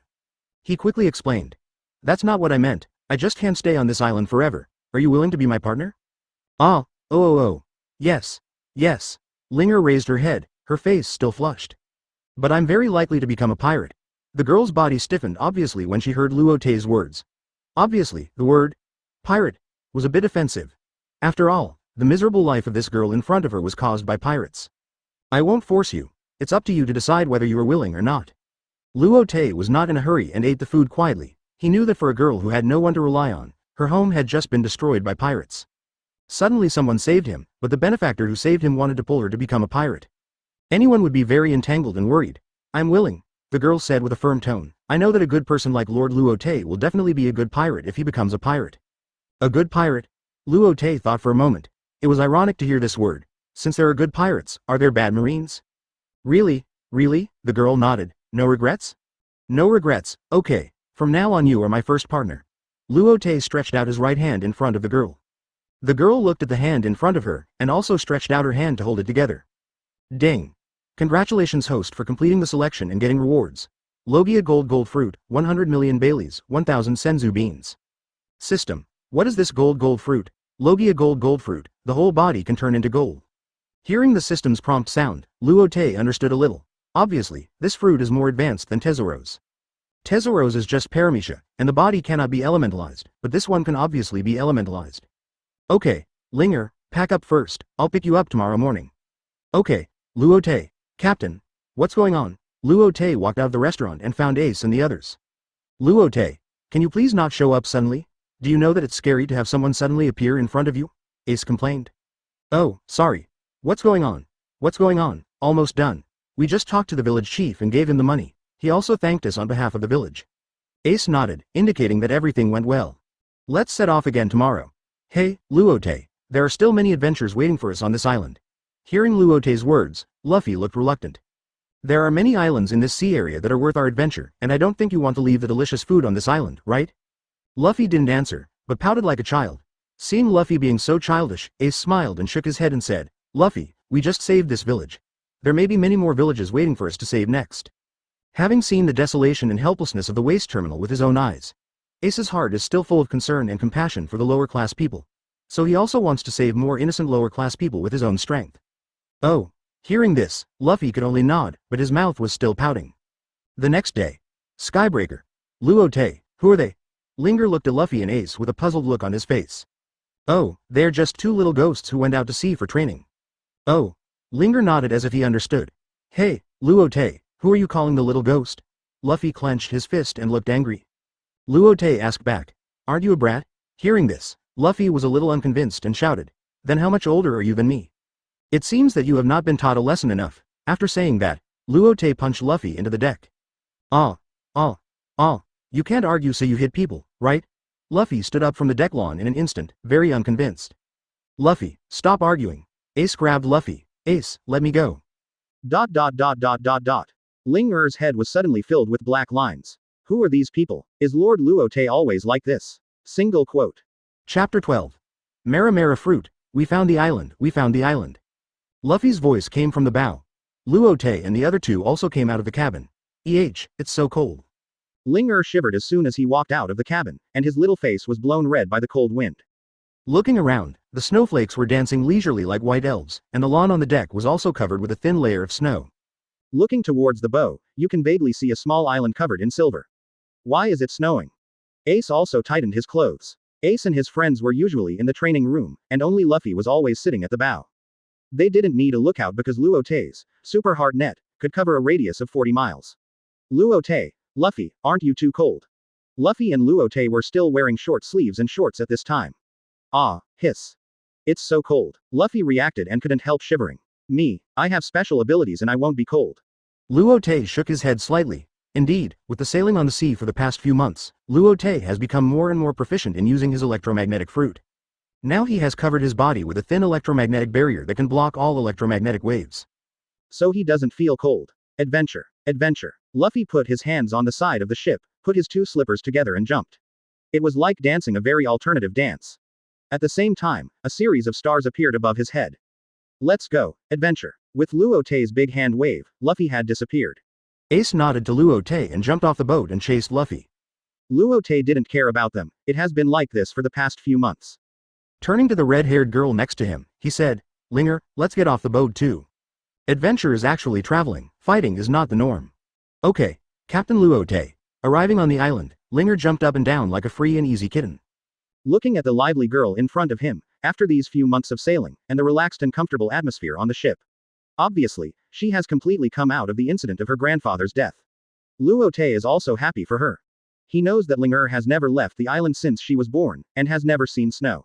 And now the girl playing in the snow is no different from those blue star Chinese people who went to the north to see the snow. At a certain moment, Luo Te seemed to be back in the blue star. Luo Te leaned over the ground, grabbed a handful of snow, made a snowball in his hand, and threw it at Linger. However, Linger seemed to have eyes on her back and dodged it very flexibly. In the past few months, under Luo Te's hard training, Linger has mastered Haki and 6 styles, so it is still very easy to dodge 1 or 2 snowballs. The little girl turned her head and looked at Luo Te, her face full of doubts. Hey, why did Captain Luo Te sneak attack me? Luo Te grabbed another handful of snow and made a snowball in his hand. Linger, look, this snowball doesn't hurt when it hits you and it's clean, just take this opportunity to practice your observation Haki. Linger tilted her head, thought for a while, and nodded. Luo Te, don't hit too hard. You know, whether it's in the training room of the Skybreaker or on some islands, Luo Te has always been strict with Linger and the other two, and he didn't favor or take care of Linger just because she was a girl. So Linger and the other two were almost injured every day, but fortunately there were senzu beans, all the injuries could be recovered instantly, and it would not affect the training the next day. This is also a major reason for the 3 people's strength to soar. Oh, I see. Linger nodded and took out a handkerchief from behind to cover his eyes. After covering her eyes, Linger pouted. Hey, Captain, you can't bully me for using observation Haki to foresee the future. Nonsense, I can't use observation Haki. I have more than 10 years of experience in snowball fights. Just kidding, as a northeasterner from Blue Star, China, snowball fights and ice skating are indispensable activities every winter. Luo Te has forgotten how long he hasn't had a snowball fight, and for a while he was a little self-absorbed. At this time, Luo Te was like a pea machine gunner. Even though Linger could predict where the snowballs would fall, she was hit frequently because the snowballs were too dense. Linger, throw a snowball at me too, and try to feel my next move. Linger nodded. After being hit so many times, she really wanted to fight back. The two of them threw snowballs at each other.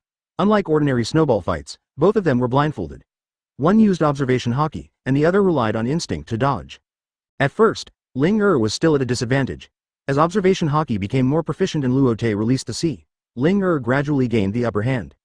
Bang! A very hard object hit his head. For a moment, Luo Te was hit so hard that he saw stars. FK. Linger, you have no martial ethics. You actually came to cheat and sneak attack me, an old captain. Luo Te touched his red forehead. What's going on? Linger untied his handkerchief, squinted his eyes, and was a little puzzled. I was so engrossed in the game just now that I grabbed a handful and threw it. Sometimes I didn't even see clearly whether it was snow. What is it? Luo Te reached into the snow beside him and took out a hard object. Looking at the strange fruit in his hand, it was covered with strange patterns. What is this? Devil fruit. Seeing this, Linger also ran to Luo Te, with curious stars in his big eyes. Is this the devil fruit? This is the first time I have seen it. Looking at the appearance of the fruit in his hand, it is exactly the same as the Mara fruit in the Dressrosa arena. Is it really the Mara fruit that Ace ate? In fact, Luo Te just guessed that this should be the Mara fruit that Ace ate. Oh my god, this. Luo Te was a little speechless. What kind of shit luck is this? I picked up a devil fruit while playing a snowball fight. The child of destiny, definitely the child of destiny. Luo Te looked at the system space with some excitement. Including the devil fruit in his hand, he already has 3 devil fruits. They are Logia Mara fruit, Zone Mythical Beast Bird fruit Pung form. Logia Gold fruit. He had already eaten 1 devil fruit, and he planned to give the remaining 3 to his future crew members. After thinking about it, he did not give the fruit that originally belonged to Ace to him, who stipulated that the Mara fruit must belong to Ace. And Luo Te also wanted to see if the plot would change because Ace did not eat the Mara fruit. Linger, this is for you. Linger took the devil fruit in a hurry. Ah, what is this? This is the devil fruit. I have popularized it to you before, and this is the Logia devil fruit. Linger was a little flattered, feeling that what she was holding was not a devil fruit but a billion Baileys, an object weighing thousands of pounds. However, she was still a little flattered to have such a valuable devil fruit handed to her, and her voice was trembling. Captain, such a valuable thing, you give it to me, I can't use it. I have a very ambitious dream, but it is very difficult. I can't accomplish it alone, I need someone to help me. I need someone with strong strength to help me. Luo Te looked up into the distance, and his sight seemed to have passed through many obstacles and saw the huge town, Pengu City, located on the red line. Linger didn't know what Luo Te's dream was. In his eyes, Luo Te was invincible. There should be nothing in this world that Luo Te couldn't accomplish. Since Luo Te had spoken like this, such a weak self would probably only become a burden to Luo Te. Thinking of this, Linger's eyes dimmed slightly and she said, but I. Luo Te touched the girl's head. Linger, don't belittle yourself. My dream needs the help of many partners, so can you lend me a hand on the way to the end of this dream? Linger raised her head and met Luo Te's eyes. Okay, Captain Luo Te, even if I lose my life, I will help you realize your dream. Kachi, so unpalatable. Linger wrinkled her nose, pouted her mouth, and bulged her cheeks. Okay, just take the first bite. Slowly feel the changes in your body. Wow, My hand is burning. Linger frantically shook her right hand that was already burning, very panicked. Are you stupid? This is Logia devil fruit, you are fire, fire is you, and, do you feel the heat? Luo Te gave Linger a headbang. Oh, you stinky captain, don't hit me on the head, it will make me stupid. Linger covered his head and looked at Luo Te with some complaints. Chapter 13. Luo Te goes out to sea. Fire Fist. Ace. Why'd I feel so empty inside? Linger, you hit too hard. This one looks so delicious, but you burned it with one punch. Luffy ran forward and looked at the burnt beast, looking very sorry. Stupid Luffy, this one looks so ugly, it must not be delicious. Linger put his hands on his waist and looked a little unconvinced. It looks very good. Luffy started to pout again. Most people really can't get Luffy's aesthetics. Sometimes even Luo Te can't help but wonder if Luffy's brain structure is special. Luo Te, you judge. Linger hugged Luo Te's arm and acted like a spoiled child. Yes, you are right. Luo Te nodded helplessly. As an old single dog, he really couldn't resist the spoiled childishness of such a beautiful girl. Damn Luo Te, isn't it because she is a girl? Luffy's nostrils were emitting white air while he spoke. Yeah, you know, I can't do anything to Linger. And he's a chef, what can you do to him? There's no good result if you offend her. After saying that, Luo Te spread his hands helplessly. Since it's about food, Luffy immediately bowed and apologized. I'm very sorry. Seeing some familiar islands in front of him, Ace couldn't help but say, hey, are we back? Yes, we are back. To be precise, I sent you back. Luo Te walked to the bow and looked at the island in front of him. There are still so many islands that have not been ventured. Luffy was very reluctant to this. Stinky brat, you are too young to take risks, wait until you grow up, and now I send you back because I want to go to sea. Luo Te rarely gave Luffy a loving head crash. What? Luo Te, are you going to sea? Are you going to Grand Line? Ace looked at Luo Te in shock. He knew Luo Te would definitely go to sea, but he didn't expect that this day would come so soon. Yes, it's going to Grand Line. Luo Te nodded. Hearing about Grand Line, Luffy's eyes lit up. Hey, take me one. Kid, you are too small, too weak. Luo Te did not hesitate to show his contempt. I am not small anymore, okay, Luffy protested at the bow. Okay. Luo Te ignored Luffy. After a while, the boat docked. Several people also got off the boat and came to the island. Looking at the shelter that was already overgrown with weeds, Luo Te said with some emotion. It has been more than 2 years since I came back. Electromagnetic knife. An ultra-thin electromagnetic wave was emitted from Luo Te's feet, clearing the excess weeds in the camp like a lawnmower. FK. Luo Te, Do you want to murder us? Luffy jumped up in fear. See, you can't even deal with this crisis, and you still want to go to sea, you little brat. That doesn't count, let's do it again. Ignoring Luffy's shouting, Luo Te chose a place to sit down. You two come here. Looking at Luo Te's serious face, Luffy rarely complained. Luo Te took out a notebook and a devil fruit from the system space. This is the Logia gold fruit. After eating it, your whole body can turn into gold, and you can also manipulate gold to attack. Luo Te handed the devil fruit that looked like an apple to Ace. I'm about to go to sea. As your teacher, I don't have any good things, so I'll give this to you. This. Dot, are you really going to give it to me? Even a calm person like Ace couldn't help but feel a wave in his heart. Well, eat it. This is stronger than your previous fruit. After all, real gold is not afraid of fire. What previous fruit? Ace was a little confused. Have I eaten devil fruit before? Eat it and become stronger. Crack, it tastes so bad. As soon as he took a bite, Ace's whole face turned green and he quickly covered his mouth. Luffy looked at Ace with a puzzled look on his face. Is the devil fruit so unpalatable? Why don't I remember it? Luo Te couldn't help but hit Luffy on the head when he heard what Luffy said. You kid, you swallowed the devil fruit whole. Of course it doesn't taste bad. Luffy scratched his head and laughed heartlessly. Ha ha ha ha, so that's how it is, right? I almost choked to death. Luo Te reminded him at the side. Just take the first bite of this devil fruit. This is a very powerful devil fruit. I hope you can make its power shock the world. Hearing Luo Te's reminder, Ace quickly threw the disgusting thing in his hand far away. Luo Te looked at Ace expectantly. Try your ability. Ace closed his eyes and began to feel the power of the devil fruit. Wow. Ace, your hand. Luffy's scream made Ace open his eyes and look at his hand. This. What is this? My hand turned into gold. Luo Te nodded with satisfaction. This fruit should be much more powerful than he imagined. I think Ace's achievements in the future will definitely not be lower than Admiral. Turning his sight, Luo Te took out a picture book from his arms. It was a comic book he had read in his past life, and he asked an artist to draw the development process of the Nika fruit on it. Luffy, you have already eaten the devil fruit, so this is for you. Luffy took the notebook from Luo Te. What is this? This is a detailed explanation of your rubber devil fruit. In case you can't understand it, I specially asked an artist to draw it. Wow. Luo Te, you are such a good person. Luffy was so happy that he almost jumped up. By the way, Luffy, you see the red part above, don't tell anyone else except yourself, including Ace, Linger, and your future partners. Luffy touched his head in confusion and asked, why? That is a secret about this world, at least before you really grow up. Remember not to expose it, otherwise even I may not be able to protect you at that time. Seeing Luo Te's rare serious expression, Luffy also put away his carelessness and nodded heavily. I know, Luo Te. Luo Te nodded. Although Luffy usually looked unreliable, as long as he promised or determined something, he would definitely do it. Okay, I'll leave now. Remember that the fruit ability is only auxiliary. Don't forget your physical training, especially Haki. The next time we meet, it should be at the peak. I hope you two can bring me some surprises. Luo Te disappeared on the spot and returned to the Skybreaker, and his voice remained in the air. Ace, Luffy, look forward to meeting you next time. Don't be surpassed by me, said Linger, and floated onto the ship as a wisp of flame. Luffy stood up and raised his fist towards the coast. Luo Te, I will definitely find a group of partners who are not inferior to you. Looking at the Skybreaker going away, Ace murmured, Master Luo Te, I will definitely give you a surprise next time we meet. Listening to the voices of the two little ones, Luo Te smiled with some relief. The next time we meet should be 2 years later. Hey, Captain, why don't you bring them both with you? Linger expressed some incomprehension about Luo Te's approach. Linger, Luffy has his own way to go, and Ace has his own way to go. We can't change it anyway. Luo Te touched Linger's little head. Oh. Linger nodded somewhat vaguely. In the past few years with Ace Luffy, Luo Te did not tell Ace that he knew Ace was Roger's son, so Ace should become the captain of the second squad on the Whitebeard ship as in the original plot. He knew that the world would definitely change a lot of plots because of his arrival. He couldn't control what it would become, so he could only take it one step at a time. Luo Te shook his head and didn't intend to think too much.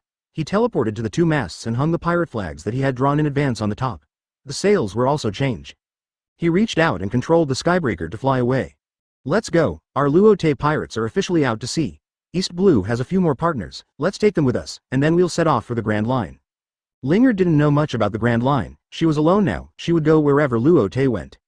As long as Luo Te needed her, she would even sacrifice her life for it. You are the strongest bounty hunter in East Blue, Luo Te? Looking at the black-haired boy standing in front of him, the pirate was so nervous that his tongue began to knot. If there is no one else with this name, then the person you were talking about should be me. Luo Te played with the coin in his hand. Getting Luo Te's affirmation, the pirate knelt down with a weak leg. Can you let me go? Luo Te shook his head. No, from the moment you tried to tease my partner in public, you have been unforgivable. Yes, just a few days after going out to sea, passing by an island that looked quite prosperous, Linger suggested going shopping, and was blocked by the pirate in front of him on the street. Linger was still too naive, and almost believed the pirate's lies. If Luo Te hadn't arrived by teleportation, who knows what would have happened. Ah, why did I meet you, the god of killing? The pirate's eyes were full of fear. The man in front of him defeated their pirate ship with just a coin. Even their captain, the great pirate, Ga Ming, with a bounty of 8 million, died in this coin. In the past few years, Luo Te took the two little ones to adventure in various places in East Blue, and naturally saw many pirates and killed many pirates. This also successfully made Luo Te the most notorious bounty hunter in the entire East Blue. In the minds of those pirates and bandits in East Blue, Luo Te is even more terrifying than Marine. Most of those caught by Marine will be imprisoned, and those caught by Luo Te will be sent to see their grandmother. Chapter 14. Zoro, oh, right, Lord Luo. Lord Luo Te, no. Don't kill me. I have a message, please don't kill me. Oh, what message? Luo Te stood in front of the pirate and said expressionlessly, if this message is of no value. Yes, Lord Luo Te, we received news that someone called a world noble will come to East Blue in the next few days. Luo Te's eyes flashed. Most people in East Blue may not know what the so-called world nobles are, but he knows it very well. The world nobles mentioned by the pirate in front of him must be celestial dragons. He knew that celestial dragons belonged to the emperor in this world, and there would be a large number of bodyguards wherever they went. Sometimes they would be playful and come to the sea to play, of course, the purpose should be to collect tribute and buy slaves. I just don't know what this so-called celestial dragons came to East Blue for this time. I think it's not just as simple as playing. Luo Te suddenly felt that things became interesting, but there was still no expression on his face. What valuable news is this? Seeing the electromagnetic ball in Luo Te's hand getting brighter and brighter, the pirate knelt directly on the ground. My lord, listen to me. In order to welcome that world noble, the Tripicana kingdom paid tribute to them with 20 beautiful girls, and what? And they are all Lolita. The pirate lowered his head deeply, not daring to look at Luo Te. Looking at the pirate's expression, Luo Te didn't know what it meant. He couldn't help but vomit blood in his heart. I don't know who spread the news that he likes Lolita. Although he likes it very much. Cough cough cough, but he is definitely not a Lolita control. There is a legend circulating in East Blue that the bounty hunter Luo Te is a Lolita control. So this pirate hopes that this legend is true. In this way, maybe this killing god will let him go. Is this the valuable news you said? Don't kill me. I have another news. It is said that this tribute not only includes Lolita, but also something that people all over the world will flock to. Oh, what is it? Luo Te's eyes swept over the pirate in front of him. He knew that this pirate might exaggerate in order to survive. What he said about the whole world flocking to it was probably just a fabrication, an excuse for Luo Te to let him go. I don't know the details, but I heard that this thing would cause a sensation even if it was placed in the Grand Line. Gulp, the pirate swallowed his saliva, his face was very pale. This was all the news he knew. He just didn't know if he had a chance to survive. Forget it, I'm not a bloodthirsty person, you go. After saying that, the electromagnetic ball in Luo Te's hand gradually went out. Thank you for not killing me. The pirate in front of him kowtowed on the ground with snot and tears. Then he turned around and ran away, his steps were very flustered. Fire Fist. This punch was much more powerful than the previous one. Didn't you say? The pirate's last thought was, didn't you say you wouldn't kill me? I won't kill you, but I have no right to interfere with the behavior of my chef. Luo Te had never intended to let these evil thieves go. Linger was already angry about these pirates, and when the pirate mentioned Loli, she couldn't help it even more. The pirate's expression seemed to be saying that our captain likes Loli, right? Or does my captain definitely like those slaves? Let's go, Linger. We'll set off after resupplying. Okay, Captain. At this moment, a figure suddenly rushed out from the jungle on the side. Where is this? Where did the pirates just go? Sensing the breath behind him, Luo Te turned around and looked at the figure in front of him. This person had a familiar green algae on his head and 3 knives on his waist. Roronoa Zoro? Hey, do you know me? And have you seen a group of pirates? Zoro was slightly stunned, and then asked again. As a famous pirate hunter in East Blue, Zoro must know a lot of people. Looking at the green algae head in front of him, Luo Te had his eyes on him. Zoro was originally on his recruitment list, and he originally planned to wait until Zoro was tied up at the marine base to intercept him. But now he met first, which can only mean that the two are quite predestined. The pirates just now? We have already taken care of them. After hearing Luo Te's words, Zoro finally had time to look at the handsome man and Lolita in front of him. These two were extremely powerful, especially the man, whose strength was simply unfathomable. Are you Luo Te? Oh, do you know me? Luo Te looked at Zoro with interest. Of course, as the strongest bounty hunter in East Blue, I must know him. Luo Te looked at the green algae-headed man in front of him with interest, thinking about how to pull him aboard. You have a boat, right? Zoro's face turned red as soon as he said this. Yes, what's wrong? Luo Te couldn't help but feel curious. Can you take me for a ride? It felt like Zoro had spent all his energy to say this. Luo Te was just worrying about what excuse to use to trick Zoro into getting on the boat. This was simply a pillow for someone who was sleepy. He nodded and motioned Zoro to go with him. Although he was ecstatic in his heart, his expression seemed unusually calm. Sure, let's go. We just need to replenish supplies in the town. Do you want to go together? Zoro raised his head and seemed a little embarrassed. Okay. Let's go. Just after taking 2 steps, Luo Te and Linger went straight, and Zoro turned left directly. Linger was speechless about this. It was the first time he met such a person with poor directions. Hey, are you a person with poor directions? Will you go wrong even if you follow us? Luo Te laughed loudly. He was indeed a person with poor directions, just like in the comics. Zoro blushed a little and turned around again. Hey, you turned the wrong way. This way. This way. Hey, you have a sense of direction. Can't you tell left from right? Go straight. Can't you go straight? Forget it. Flame on the top? Along the way, Linger was speechless about Zoro, a 3-sword-style bounty hunter like them. She had never met such a directionless and idiotic person. The 3 of them went through many twists and turns and wasted a lot of time before arriving at the beach. You didn't want to take our boat because your boat was gone? Zoro nodded and said, my boat was destroyed by those pirates, and their boat was cut off by me. Okay, get on the boat. After saying that, Luo Te jumped on the boat, and Linger also turned into a flame and got on the boat. Zoro also jumped on the boat with a few leaps. Looking at the boat in front of him, it was luxurious, and he was stunned for a few seconds. He had never seen such a luxurious boat before. It's better to say it's a luxurious palace than a boat. I'll just take a short ride, and drop me off at the next island. Luo Te slowly sat on the chair on the deck, holding a glass of wolfberry water that appeared from nowhere in his right hand, and drank it happily. You can see that my boat is not ordinary luxurious. Are you sure you can afford the fare? What? Still need fare? Hearing that he needed money, Zoro's face changed immediately. He was a poor guy, and he couldn't even afford to buy 2 slightly handy knives. How could he have money to pay the fare? But on second thought, Luo Te's behavior was understandable. After all, the 2 were not related. He tentatively asked, then how much do you want? Luo Te slowly stretched out a finger. Zoro was shocked. What, 1 million Baileys for just one section of the journey? Luo Te shook his head slightly. Not enough. Zoro gritted his teeth and said, 10 million? Luo Te looked up at Zoro and said lightly, 100 million Baileys. Zoro vomited blood a little. What, 100 million Baileys? Why don't you go and rob? Yes. You don't think that anyone can take my Luo Te's ship, right? It proves that we are destined to be together. Others don't have a chance to take it. Then I will get off now. Zoro frowned. 100 million Baileys, where did he get the money? All the money he earned as a bounty hunter was used to buy alcohol. 100 million Baileys once you get on the ship. After saying that, Luo Te activated the electromagnetic force to make the ship move forward quickly. Damn. This is a black ship. Are you deliberately cheating people? Zoro felt like he was about to vomit blood. If you say it is, then it is. What are you going to do? Luo Te shook the goblet filled with wolfberry water casually. At this time, a flame appeared in front of Zoro, and gradually turned into a beautiful girl with red hair. It was Yamula Linger. She looked at the green algae head in front of her. Hey, Captain, our next partner will not be this person? Yes, that's him. Luo Te nodded. Him? A person with poor direction? Linger looked at Zoro with some amusement. Luo Te waved his hand. Although he is a person with poor direction, he is also a green algae head, and his potential is still good. Hey, who wants to be your partner? Don't make up stories about others in front of others. Who else is a green algae head? Zoro jumped and shouted. Luo Te stood up and walked in front of Zoro. Hey, Zoro, our meeting here is fate's arrangement. How about being my partner? Chapter 15. Zoro joins Dongji Stay Kai Dai Rakuten Travel HK, 532 Hong Kong dollars Rakuten Travel. Ri Ben Xing Ne Ling Xian Wang Shang Lu Xing Shi. Zoro looked at Luo Te's sincere eyes and was a little confused. What partner? Bounty hunter?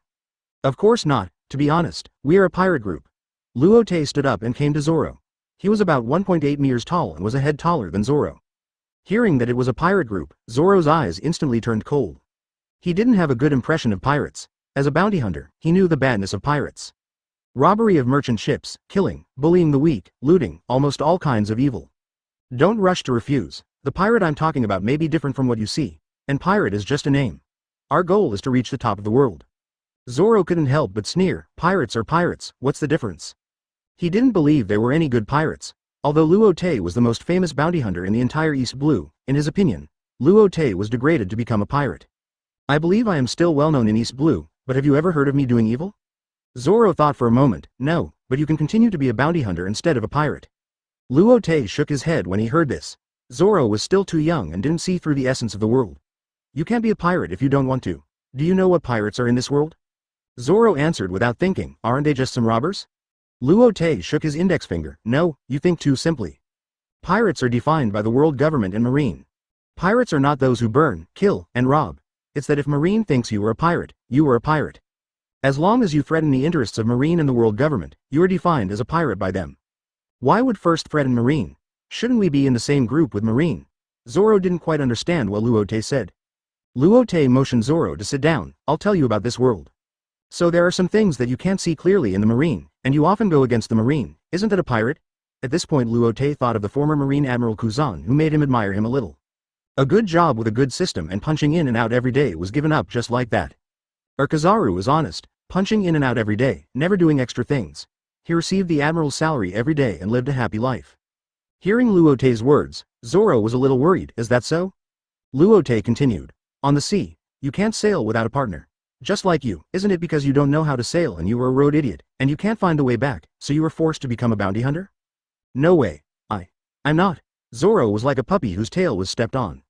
He didn't want to admit it, but it was indeed because he got lost that he couldn't return to Shimotsuki village. He had no choice but to become a bounty hunter. So he hunted bounty pirates, all depending on his luck. Looking at Zoro's expression, Luo Te knew that these few words alone could not influence Zoro's will. Then he asked, Zoro, do you have any dreams? Dream? Hearing the word, dream, two figures fighting appeared in Zoro's mind. I once promised someone that I would become the world's #1 swordsman. For this answer, Luo Te's eyes flashed with a gleam. Oh, this dream is so ambitious, then do you know how to become the world's #1 swordsman? Nonsense. If I defeat the world's #1 swordsman, won't I become the world's #1? Zoro answered without thinking. At the same time, his left hand unconsciously rested on the handle of a knife on his waist, full of fighting spirit. Luo Te glanced at Zoro slightly, and his expression did not change. But he was secretly happy in his heart, because he knew that Zoro's knot should be this. He shook the cup in his hand slightly and asked, do you know who is the world's greatest swordsman? Zoro looked at Luo Te with an idiotic look on his face and rolled his eyes. Of course I know, every swordsman should know, the world's greatest swordsman Haki, Joro Mahawk. Luo Te looked up and recalled the comics he read in his previous life. When Luffy went out to the sea restaurant Barati, he met Haki who was chasing the Creek pirates. Zoro also challenged Haki. Although he was defeated miserably, he was recognized by Haki.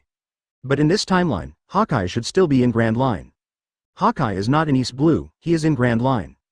Grand Line? I will definitely go there. Hearing that the world's #1 swordsman Haki was on the Grand Line, Zoro's eyes lit up with fighting spirit. Do you know navigation? Do you have a boat? Do you know where the Grand Line is? The three death questions directly confused Zoro. Get on my boat, my goal is the top of the world, and my next goal is the Grand Line. There's Haki there, and there are many guys who are not famous but may not be inferior to Haki in swordsmanship. After listening to Luo Te's words, Zoro lowered his eyebrows and began to think about the pros and cons. Don't you think this world is too twisted? Come with me to overturn this world. At this moment, Luo Te surged with a breath of heroic spirit, soaring into the sky. Looking at Luo Te who seemed to be shining in front of him, Zoro couldn't help but feel a sense of pride. Okay. Then I'll get on your ship, but I don't have 100 million Baileys. Ha ha ha, as my partner, how could I charge you for the ship? Zoro pushed the guard of the knife with his left thumb, revealing a section of the blade, and the sunlight flashed a cold light on the blade.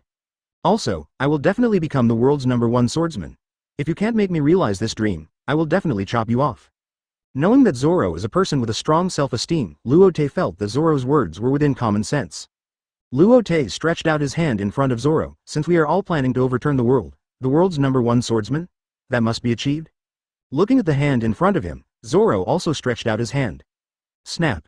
The two hands were clasped together. Welcome to join us, I believe you won't regret it. Ding. Congratulations to the host for getting a new partner, and get the following rewards. Advanced Armament Haki 1. Intermediate Conquerors Haki 1. 100 million berries. Skybreaker upgraded to intermediate. A pair of flip-flops that never wear out. Close black lens bracket. As the system voice sounded in his mind, Luo Te clearly felt that the skybreaker under his feet had changed. Merge all cards. Ding. Fusion successful. System. Open the personal panel. Name. Luo Te. Gender. Male. Age. 17 years old. Observation Haki. Intermediate. Special type. Foresee the future. Understand people's hearts. Armament Haki. Advanced. Conquerors Haki. Intermediate. Physical skills. Advanced. Electromagnetic fruit development. Intermediate. Pirate ship. Intermediate Skybreaker. Close black lens bracket. Luo Te nodded. At present, his combat power may not be enough to defeat Admiral, but he can still deal with him. Next, he should go and see the tribute of the so-called Tripicana Kingdom, and save those lowly slaves. Peeved. Of course, it's not for some lowly, but he wants to see the tribute that makes the whole world crazy. He doesn't know what it is, but he thinks he won't be disappointed.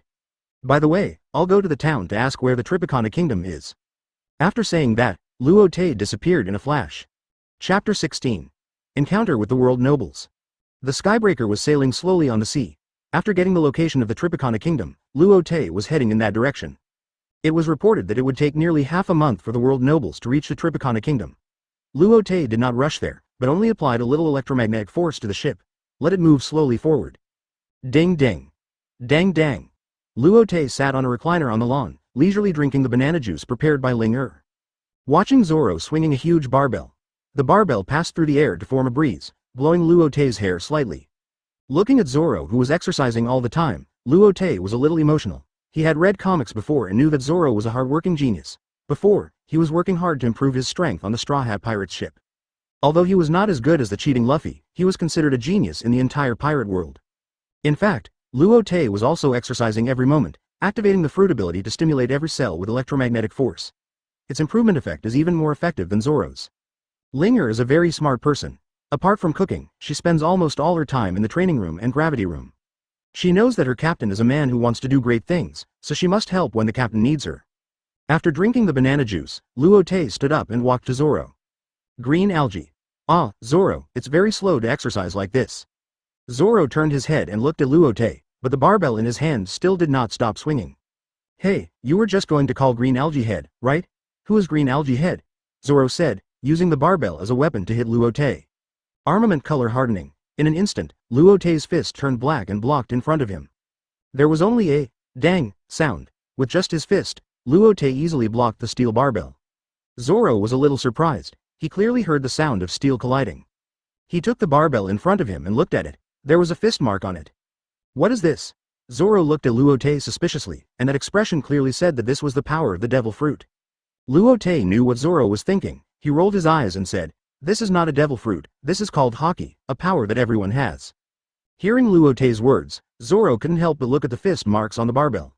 Shin Chunin couldn't help but be shocked. You told me that this is a power that everyone has? Then I'm still training. Zoro's voice was obviously trembling. You said this is a power that everyone has. He pointed at the red-haired girl beside him in disbelief. Then she can do it too. Ling Er was originally watering the flowers on the side, who knew that the topic would be brought up like this. Ling Er turned into a ball of fire and came to Zoro's side. Of course I can do it, although not as strong as the captain. She directly said, armament color hardening, and her right fist turned black. Zoro was a little unbelievable. Luo Te continued, you should know that Ling Er is a demon fruit power, and it is the ability of Logia Mera Mera fruit. Ling Er, try to turn into a flame. Hearing Luo Te's words, Ling Er turned into a ball of flame very obediently. Zoro, reach out and try to grab it. Looking at Luo Te's gesture, Zoro looked at Luo Te as if he was an idiot. How can I grab it when it's so hot? Luo Te didn't say anything, but stretched out his hand and easily grabbed a wisp of flame, and that wisp of flame turned into Ling Er's arm in his hand. This is another function of armament Haki. After saying that, Luo Te let go of Ling Er's arm, and Ling Er also turned from flame back to human form. Luo Te continued, Zoro, when Ling Er turned into flame, you can't do anything to him, right? Zoro said helplessly, so what? You just saw me grab the flame, right? Zoro recalled the scene of Luo Te grabbing the flame just now and nodded thoughtfully. This is another use of armament Haki, which can capture and even attack Logia demon fruit power. Zoro seemed to have some enlightenment and pondered. Haki is the only way for a person to become a strong man. Although I have never seen the Haki you mentioned, he must know Haki, otherwise he would not have become the world's #1 swordsman. Can he do it, too? Zoro gripped the hilt tightly. Not only can he do it, but many famous people in the world can do it, and their accomplishments are not low. Captain Luo Te, I beg you to teach me this too. Zoro looked at Luo Te with burning eyes. For a moment, Luo Te felt that this look was just like the look of those perverts looking at beautiful women in his previous life. Green Algae Head, this is why you don't trust your own captain. Who is Green Algae Head? Hearing Luo Te call him Green Algae Head, Zoro instantly got angry again. 1 month later, the Skybreaker was still heading towards the Tripicana Kingdom. Hey, a ship was spotted ahead. Zoro's voice came from the observation room on the mast. Zoro asked Luo Te to transform the observation room above into a gravity room, so that he could detect the enemy situation while not delaying training. In this regard, Luo Te readily accepted this suggestion, and adjusted the gravity above to 20 times. Luo Te looked forward, and sure enough, a ship was coming from the bow. Take a closer look at the flag on the mast. It is the symbol of the world government. I think this is the ship of the world nobles returning from the Tripicana kingdom. Ding. Trigger options. A. Kill celestial dragons. Rewards. Supreme Great Sword. Lu Guang. Devil Fruit Side Effect Elimination Card 1. Logia Yunyan Fruit, 200 million Baileys. B. Escape quickly while celestial dragons are not paying attention. Rewards. A pair of fast-running shoes. C. Kneel in front of celestial dragons and become their mount. Rewards. Title of Shame of the Transmigrator. What a joke. As a transmigrator, there is really nothing in this world that Luo Te is afraid of. I choose A. Friends, our target has appeared. After saying that, Luo Te activated the Super Heart Net, and felt that there were several powerful electromagnetic waves on the ship. Luo Te frowned slightly. At this time, Zoro and Ling also came to the bow. Captain, is that the ship of the world nobles? Ling flicked the red hair at the tip of his ear, looking very casual.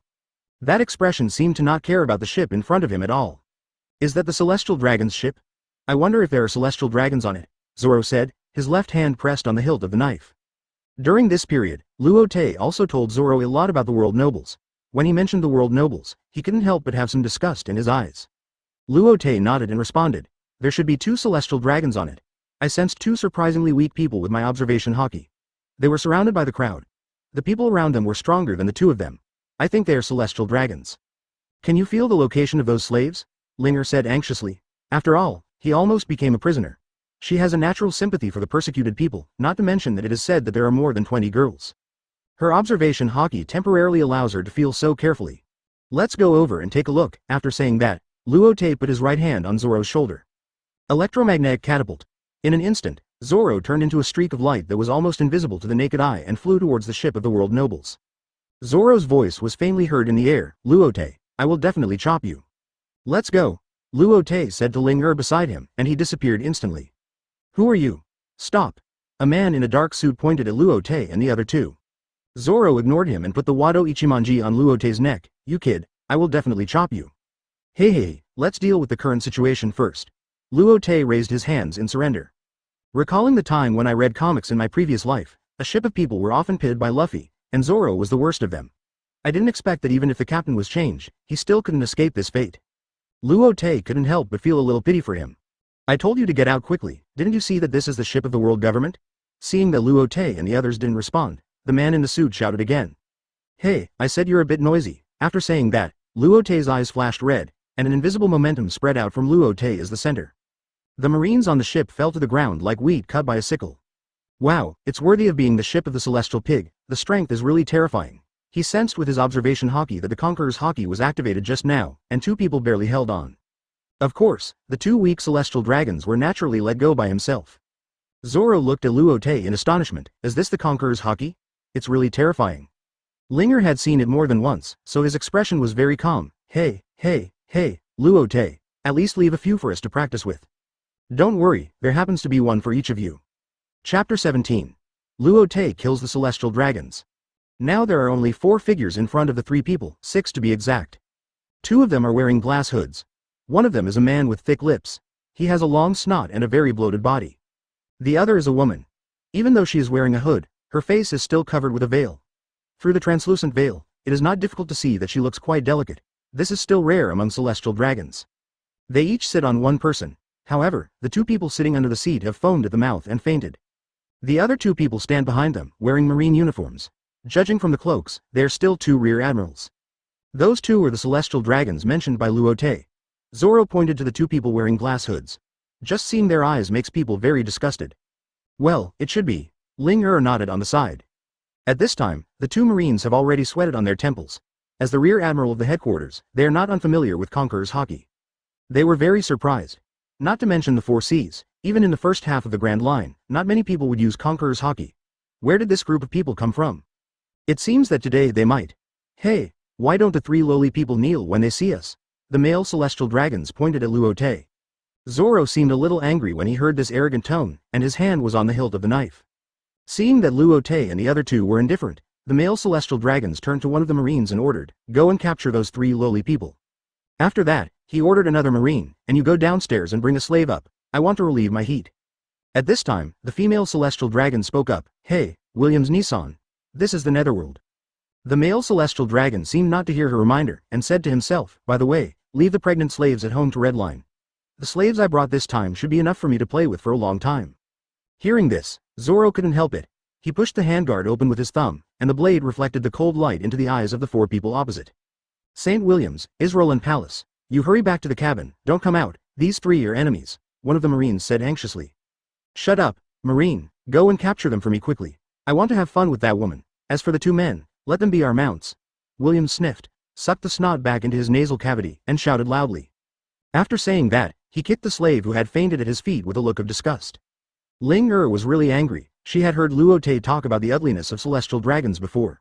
When she really met celestial dragons, she realized that she still thought things were too simple. Now she just wanted to burn that celestial dragon to ashes. However, Williams took out a pistol directly, bang. With a gunshot, the bullet flew towards Luo Te's eyebrows. Luo Te stretched out his hand lightly, and the bullet slowly stopped in front of Luo Te, as if the bullet hit an invisible barrier. Electromagnetic cannon. The electromagnetic force acted on the bullet, and then the bullet flew towards the celestial dragons at an unimaginable speed. Iron body. Puff. Ah! One of the yellow-haired rear admirals knelt in front of the celestial dragons. At the critical moment, this marine served as a human shield for the celestial dragons. Oh, you're quite protective of your master, worthy of being a celestial dragon's lackey. What a pity. If you use a knife, you might be able to block it, but you'd better not use the unlucky move of iron body in the future. Oh, you can't use it anymore. Luo Te shook his head. The bullet pierced Marine's iron body, blasting a big hole in his chest. The Marine was already dying. Damn Marine, you scared me. The female celestial dragons not only did not thank Marine for saving them, but kicked him one by one. Seeing this scene, Zoro's hand holding the knife tightened unconsciously. Hey, didn't we agree to leave 2 for us to practice? Linger's voice was somewhat dissatisfied. Aren't you going to save those slaves? They're at the bottom right now. Luo Te pointed at his feet. Linger couldn't wait to turn into a ball of fire and rushed towards the cabin. The remaining Marine just wanted to stop him, but was stopped by Zoro. Your opponent is me. I will use you to test whether my strength has improved recently. Seeing that the bodyguards were entangled, a trace of fear flashed in the eyes of the 2 celestial dragons. Electromagnetic gravity. Luo Te stretched out his right hand, and Williams's body flew towards Luo Te involuntarily. When Williams flew close, Luo Te shattered the hood with a flick of his finger and then tightly pinched Williams's neck. The neck was too thick, and Luo Te had to add strength to prevent Williams from breaking free. Luo Te lifted Williams high, and Williams's body twisted, like a piece of swaying pork belly. At this time, Williams was still yelling, but his neck was pinched by Luo Te and he could only make a woohoo sound. Hey, how dare you attack the great world nobles? Have you thought it through? As Luolon shouted at this time, his expression twisted and extremely ugly. He no longer had the appearance of a quiet time. To be honest, I attacked you because you were celestial dragons. Luo Te scratched his ears with his left hand and said this matter very casually. Not to mention that this is a system task. Without this task, Luo Te did not intend to let them go. Are you crazy? We are the descendants of the Supreme Creator. You dared to attack us. Aren't you afraid of the Marine Admiral's pursuit? Luolon still didn't see the situation clearly and yelled at Luo Te. Has anyone ever told you that you are annoying? And, as someone who wants to overturn this world, how could I be afraid of a mere admiral? Luo Te stretched out his left hand and sucked Luolon into his hand and also pinched her neck. What do you want to do?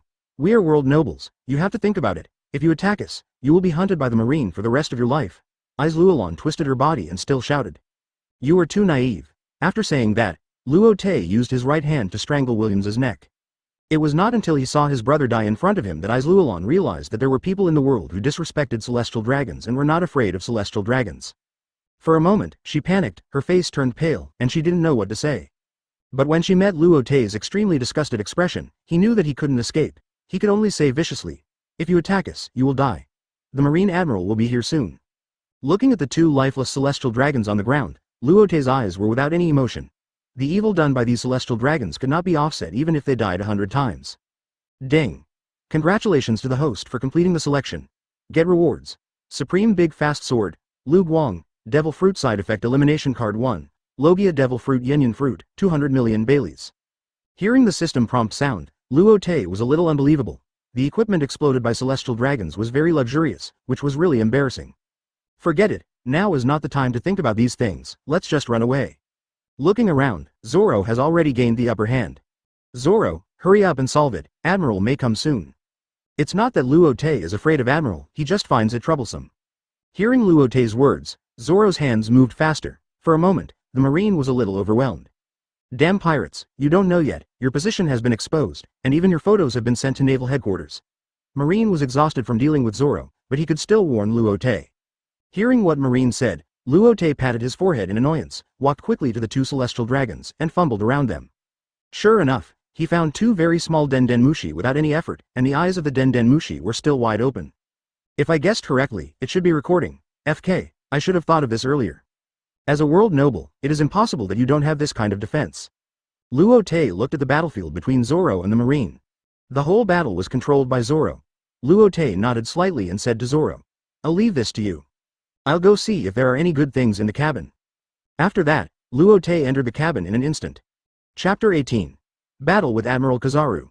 Dongji Stay Kai Dai Rakuten Travel HK, 532 Hong Kong dollars Rakuten Travel. Ri Ben Xing Ne Ling Xian Wang Sheng Lu Xing Shi. Marine Headquarters, Marineford. Brew. Biahia, Moshi, I'm Sengoku, this is 5 elders. What did you say that celestial dragons were attacked in East Blue? Sengoku hung up the phone, looking at the two faxed photos. A black-haired boy, about 17 years old, with a rather indifferent look, about 1.8 meters tall, wearing brown shorts, sky blue t-shirt, and a pair of flip-flops that were particularly dazzling. He was dressed very coolly and looked quite handsome. The other one had green hair, was 1.6 meters tall, wore a green t-shirt, had 3 knives on his waist, and looked about 15 years old. Sengoku was stunned when he saw the photo. Aren't these two bounty hunters from East Blue? How did they run into celestial dragons? At this time, an old man on the other side of the desk threw a piece of senbei into his mouth, chewing it with a crunching sound. Wow, the celestial dragons were killed, it's so satisfying. Garp. You are a marine. Watch your words, Sengoku said, snatching the senbei from Garp's hand and pouring it all into his mouth. Ah, I'm challenging the record of eating senbei without sleeping. Garp reached out but failed to stop him with a crying face. It's always like this. Just when he is about to succeed in the challenge, it will always be ruined by Sengoku for various reasons. Looking at the old partner in front of him who is not in tune, Sengoku really wants to slap him away. As a marine marshal, doesn't he have any face? Shut up, Garp. Celestial dragons were attacked in East Blue, and that's your hometown, it's your jurisdiction. Ha ha ha, sorry. Garp's mouth was as hard to suppress as an AK-47 when he thought of the celestial dragons being attacked. Sengoku, no longer entangled with Garp's attitude, turned to the soldier at the door and ordered, Go and call Kizaru to me. Garp was a little uninterested. Since the challenge of eating senbei without sleeping was interrupted, he simply lay down on the chair and fell asleep. As soon as he closed his eyes, bubbles began to blow from his nose. Obviously, he had not slept for a long time to challenge this record. A few minutes later, a tall figure slowly walked into the marshal's office, wearing yellow striped clothes, yellow sunglasses, and a signature wretched expression on his face. It was the highest combat power of the naval headquarters, Admiral Kizaru. Kizaru looked at the photo in his hand, and his wretched expression became a little shocked. Koa. Someone really dared to attack celestial dragons, and in East Blue. Kizaru pouted and said slowly. I know, Mr. Sengoku, I'll be back soon. After saying that, he put on the justice cloak and walked out of the office. East Blue. Skybreaker. A ball of fire passed through the air and slowly fell on the deck, without causing any damage to the grass on the deck. Captain, I have settled the slaves. As the voice sounded, the flame gradually turned into a red-haired girl. Who else could it be but Linger? The slaves have been successfully rescued. In the cabin, there are countless jewels and jewelry except for 2 billion Baileys and a knife. Of course, Luo Te did not kill them all. The remaining marines were naturally left on the ship, but the power system and mast were destroyed. Now they should still be floating on the sea. Koa. They are so young. As a dazzling golden light flashed, a tall figure appeared at the bow. Ding. Trigger options. A. Fight with Kizaru and successfully escape Admiral's pursuit. Rewards. 1 advanced physical card, 1 Kizaru brand sunglasses, 1000 Senzu beans. B. Escape without fighting. Rewards. None. C. Kneel down and admit your mistakes. Listen to the amnesty. Reward. Marine Lieutenant Colonel rank. Close black lens bracket. I choose A. Luo Te narrowed his eyes slightly. Admiral really showed up. What are you doing here? I didn't want to come, but who asked the little brother to attack celestial dragons? I just wanted to clock in. Kizaru's tone was still slow and seemed a little careless. Luo Te could also guess what Kizaru wanted to say. It seems that it is indeed as many One Piece fans think. 3. Admiral Akainu has absolute justice and only looks at the results when doing things. Aokiji's justice is quite humane but constrained. Only Kizaru is like an office worker who just clocks in and out every day. Linger, Zoro, stay away. This is the top fighter of naval headquarters, Admiral Kizaru. In fact, without Luo Te's reminder, Zoro and the others could feel the ultimate oppression coming from that wretched uncle, and that feeling was no less than Luo Te's. Hey, Luo Te, let me do it. Linger looked worried. He was about to step forward.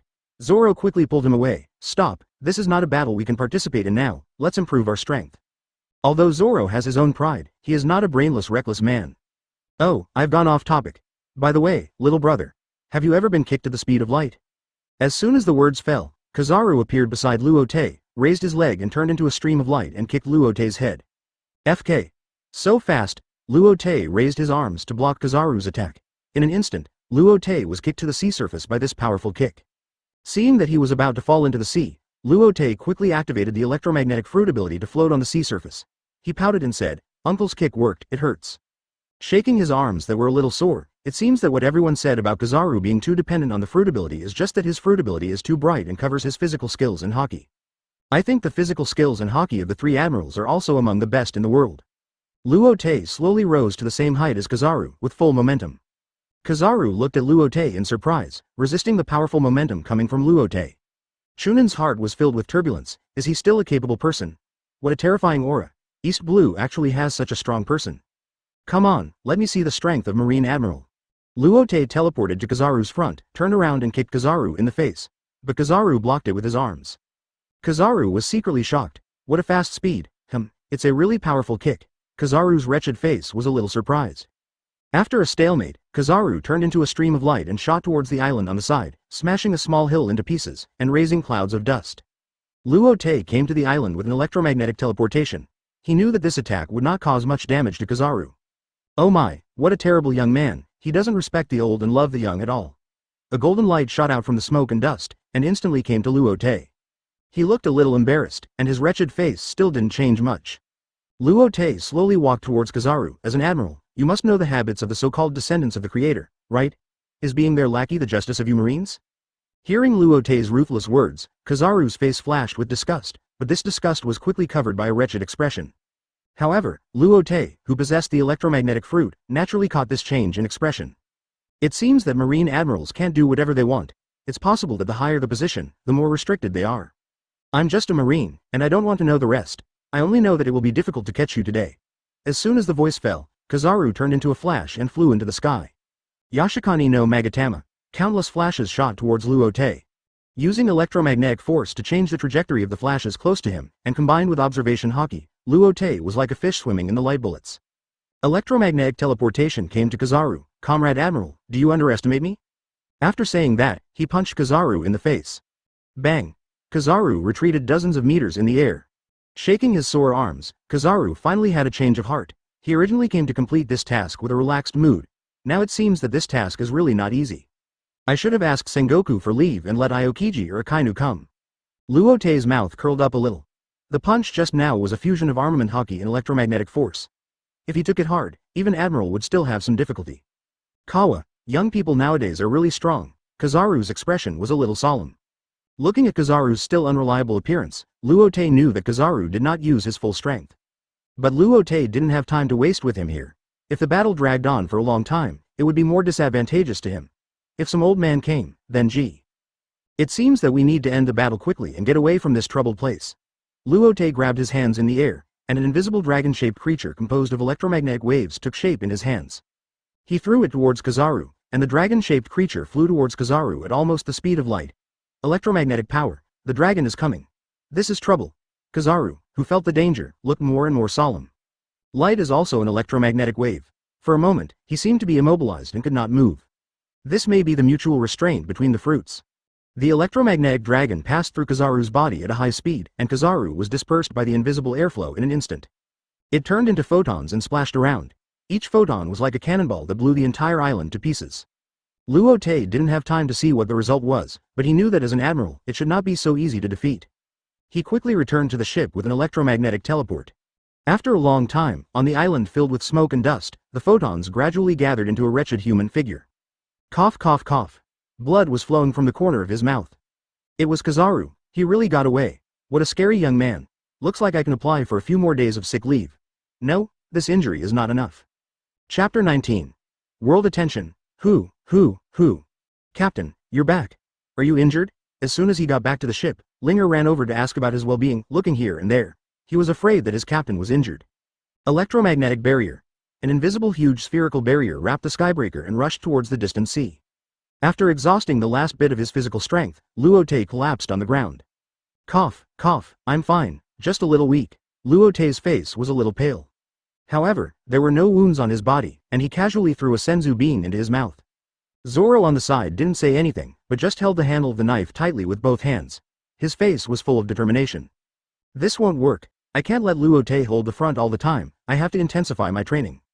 Ding! Congratulations host for completing the selection. Rewards. Advanced Physical Card 1, Kizaru Brand Sunglasses 1, Senzu Beans 1000. It seems that there is something strange mixed in the reward. Naval Headquarters.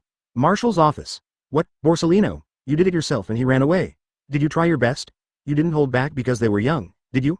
Sengoku put his hands on the desk and roared crazily, his mouth like a sprayer. Marshal Sengoku, the fact is that he did run away. Kizaru was wrapped up like a mummy. Only his eyes were exposed. Then tell me what happened at that time. Sengoku was so angry that he took a sip of tea. Apu, he choked and sprayed a mouthful of water on the face of Garp who was sleeping. Pop, the snot bubble burst instantly, and the old man shuddered. Ah. What, did I fail the challenge again? Garp. Seeing Garp like this, Sengoku was furious. Garp turned around and met Sengoku's angry eyes. He wiped his face and looked up at the ceiling. Is it raining? Garp looked at the furious Sengoku in front of him again, and quickly hid the senbei in his hand behind his back, his old face full of vigilance. Oh, it's Sengoku. Are you going to compete with me for the record of eating senbei without sleeping? Sengoku was so angry that he slapped the desk. Garp, we are now discussing the attack on celestial dragons in East Blue. Staff Officer Crane looked at the two funny guys with a headache. Okay, you two, listen to what Kizaru said first. After listening to the whole process of Kizaru's talk, Sengoku's forehead was full of blue veins. This is really troublesome. When they were bounty hunters before, they didn't do anything out of line, but now they have such a strong power and killed 2 celestial dragons. Crack, crack. Garp threw a piece of senbei into his mouth and chewed it, reassured. Sengoku, didn't you hear what Borsellino said? This bounty hunter Luo Te rescued the slaves and sent them home, and also killed 2 scums. As he said, Garp patted Sengoku's shoulder continued. Such pirates will not kill civilians, so there is no harm. Garp, do you understand what you said? That celestial dragons? Sengoku rubbed his temple with a headache. Why did I meet such an unreliable person? Garp then reacted, oh, then just pretend that I didn't say that. Ha ha ha ha. Sengoku really didn't want to pay attention to this old man. In fact, he didn't like celestial dragons, but what could he do? After all, the current Marine is not the Marine of the people, but the Marine of the world government. Although he is the Marshal of the Marine, some things are not as simple as he thought. Sometimes he really envied this old man Garp. Sighing slightly, Sengoku continued. Looking for him now is undoubtedly like looking for a needle in a haystack. Let's make a bounty first. How much is the reward? At this time, the Crane staff officer beside him said, in fact, according to his strength, the bounty should be at least 1.5 billion. Sengoku nodded. Yes, after all, he can fight Kizaru to this extent. Sengoku knew Kizaru's style very well. He knew that he was just an office worker who only wanted to punch the clock in and out. Whenever he had the opportunity to take sick leave, he would always be the most active one. The wounds under the mummy might only be superficial. He didn't believe that a 17-year-old boy could really hurt Kizaru to the point of wrapping him up like a mummy. But the strength of Kizaru who could injure him must not be underestimated. Staff Officer Crane looked at Kizaru, and a trace of helplessness flashed in his eyes. Then he said, then let's make it 200 million. According to his style, he can't stay in East Blue. He will definitely join Grand Line in the future. If the price is set lower, bounty hunters and other pirates can go to trouble him. When the snipe and the clam fight, Marine can still reap the benefits. Sengoku nodded. He knew that if this matter was not handled properly, he would be scolded by the 5 people again. But for now, this is the only way. Early the next morning, newspapers were distributed all over the world, and the headlines were about Luo Te. New World, Moby Dick.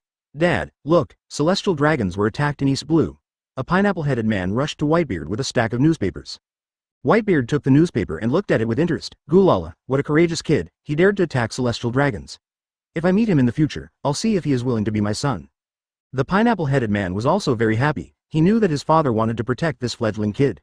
After all, there are not many people who dared to go directly against the world government. He is really an admirable guy. New World, Cake Island. Katakuri, go to East Blue and find this person for me so that I can marry him. Big Mom drooled while holding the newspaper. It will take a long time for Mom to go to East Blue from here. Luo Te will come to New World sooner or later. You can find him then. That's fine. As soon as she enters New World, you should catch him. New World, Red Force. Boss, look, this kid is also from East Blue. I just wonder if he knows Luffy. Lakilu held the leg meat in one hand and the newspaper in the other.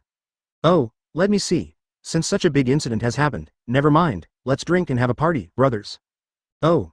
But no one noticed the worry that flashed across Shank's face. East Blue, Windmill Village, Makino Tavern.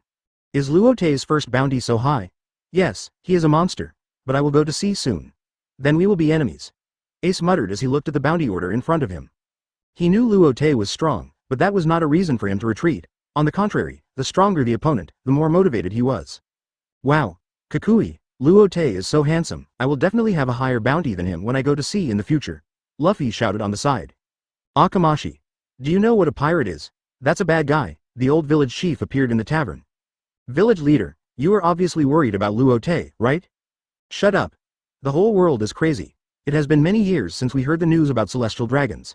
This time celestial dragons are on the news, and they were attacked in East Blue. However, Luo Te and his team are driving the Skybreaker towards Zailuobu village. The Skybreaker is still covered with an invisible electromagnetic barrier. Although it has been sailing for so long, Luo Te is still not very reassured. The four seas and the paradise are full of Marine's eyes. Chapter 20. Zailuobu village. Luo Te and the other two sat on the deck. Zoro, as a new partner and the only swordsman on the ship, these two swords are for you. And these 1000 senzu beans. Luo Te placed the supreme sword rewarded by the system and the supreme sword snatched from the celestial dragon's ship in front of Zoro. Zoro looked at the two swords in front of him. As a swordsman, he could clearly feel the imposing aura of the two swords. Luo Te, this. Luo Te stood up and patted Zoro on the shoulder. You can see that I can't use a sword. The power of one person is limited, so I need your help. Only when everyone becomes stronger can we realize our dream. Zoro, who was still hesitating, thought carefully and nodded heavily. These two are both supreme swords. This one is called Lu Guang, and this one is called Ji. If you use Haki well, you can not only make the sword your own black sword, but also condense your own Haki. What? Supreme sword? This. Zoro couldn't help but be surprised. As long as he was a swordsman, he knew the value of the supreme sword. It was the best sword in the world, and there were only a few of them.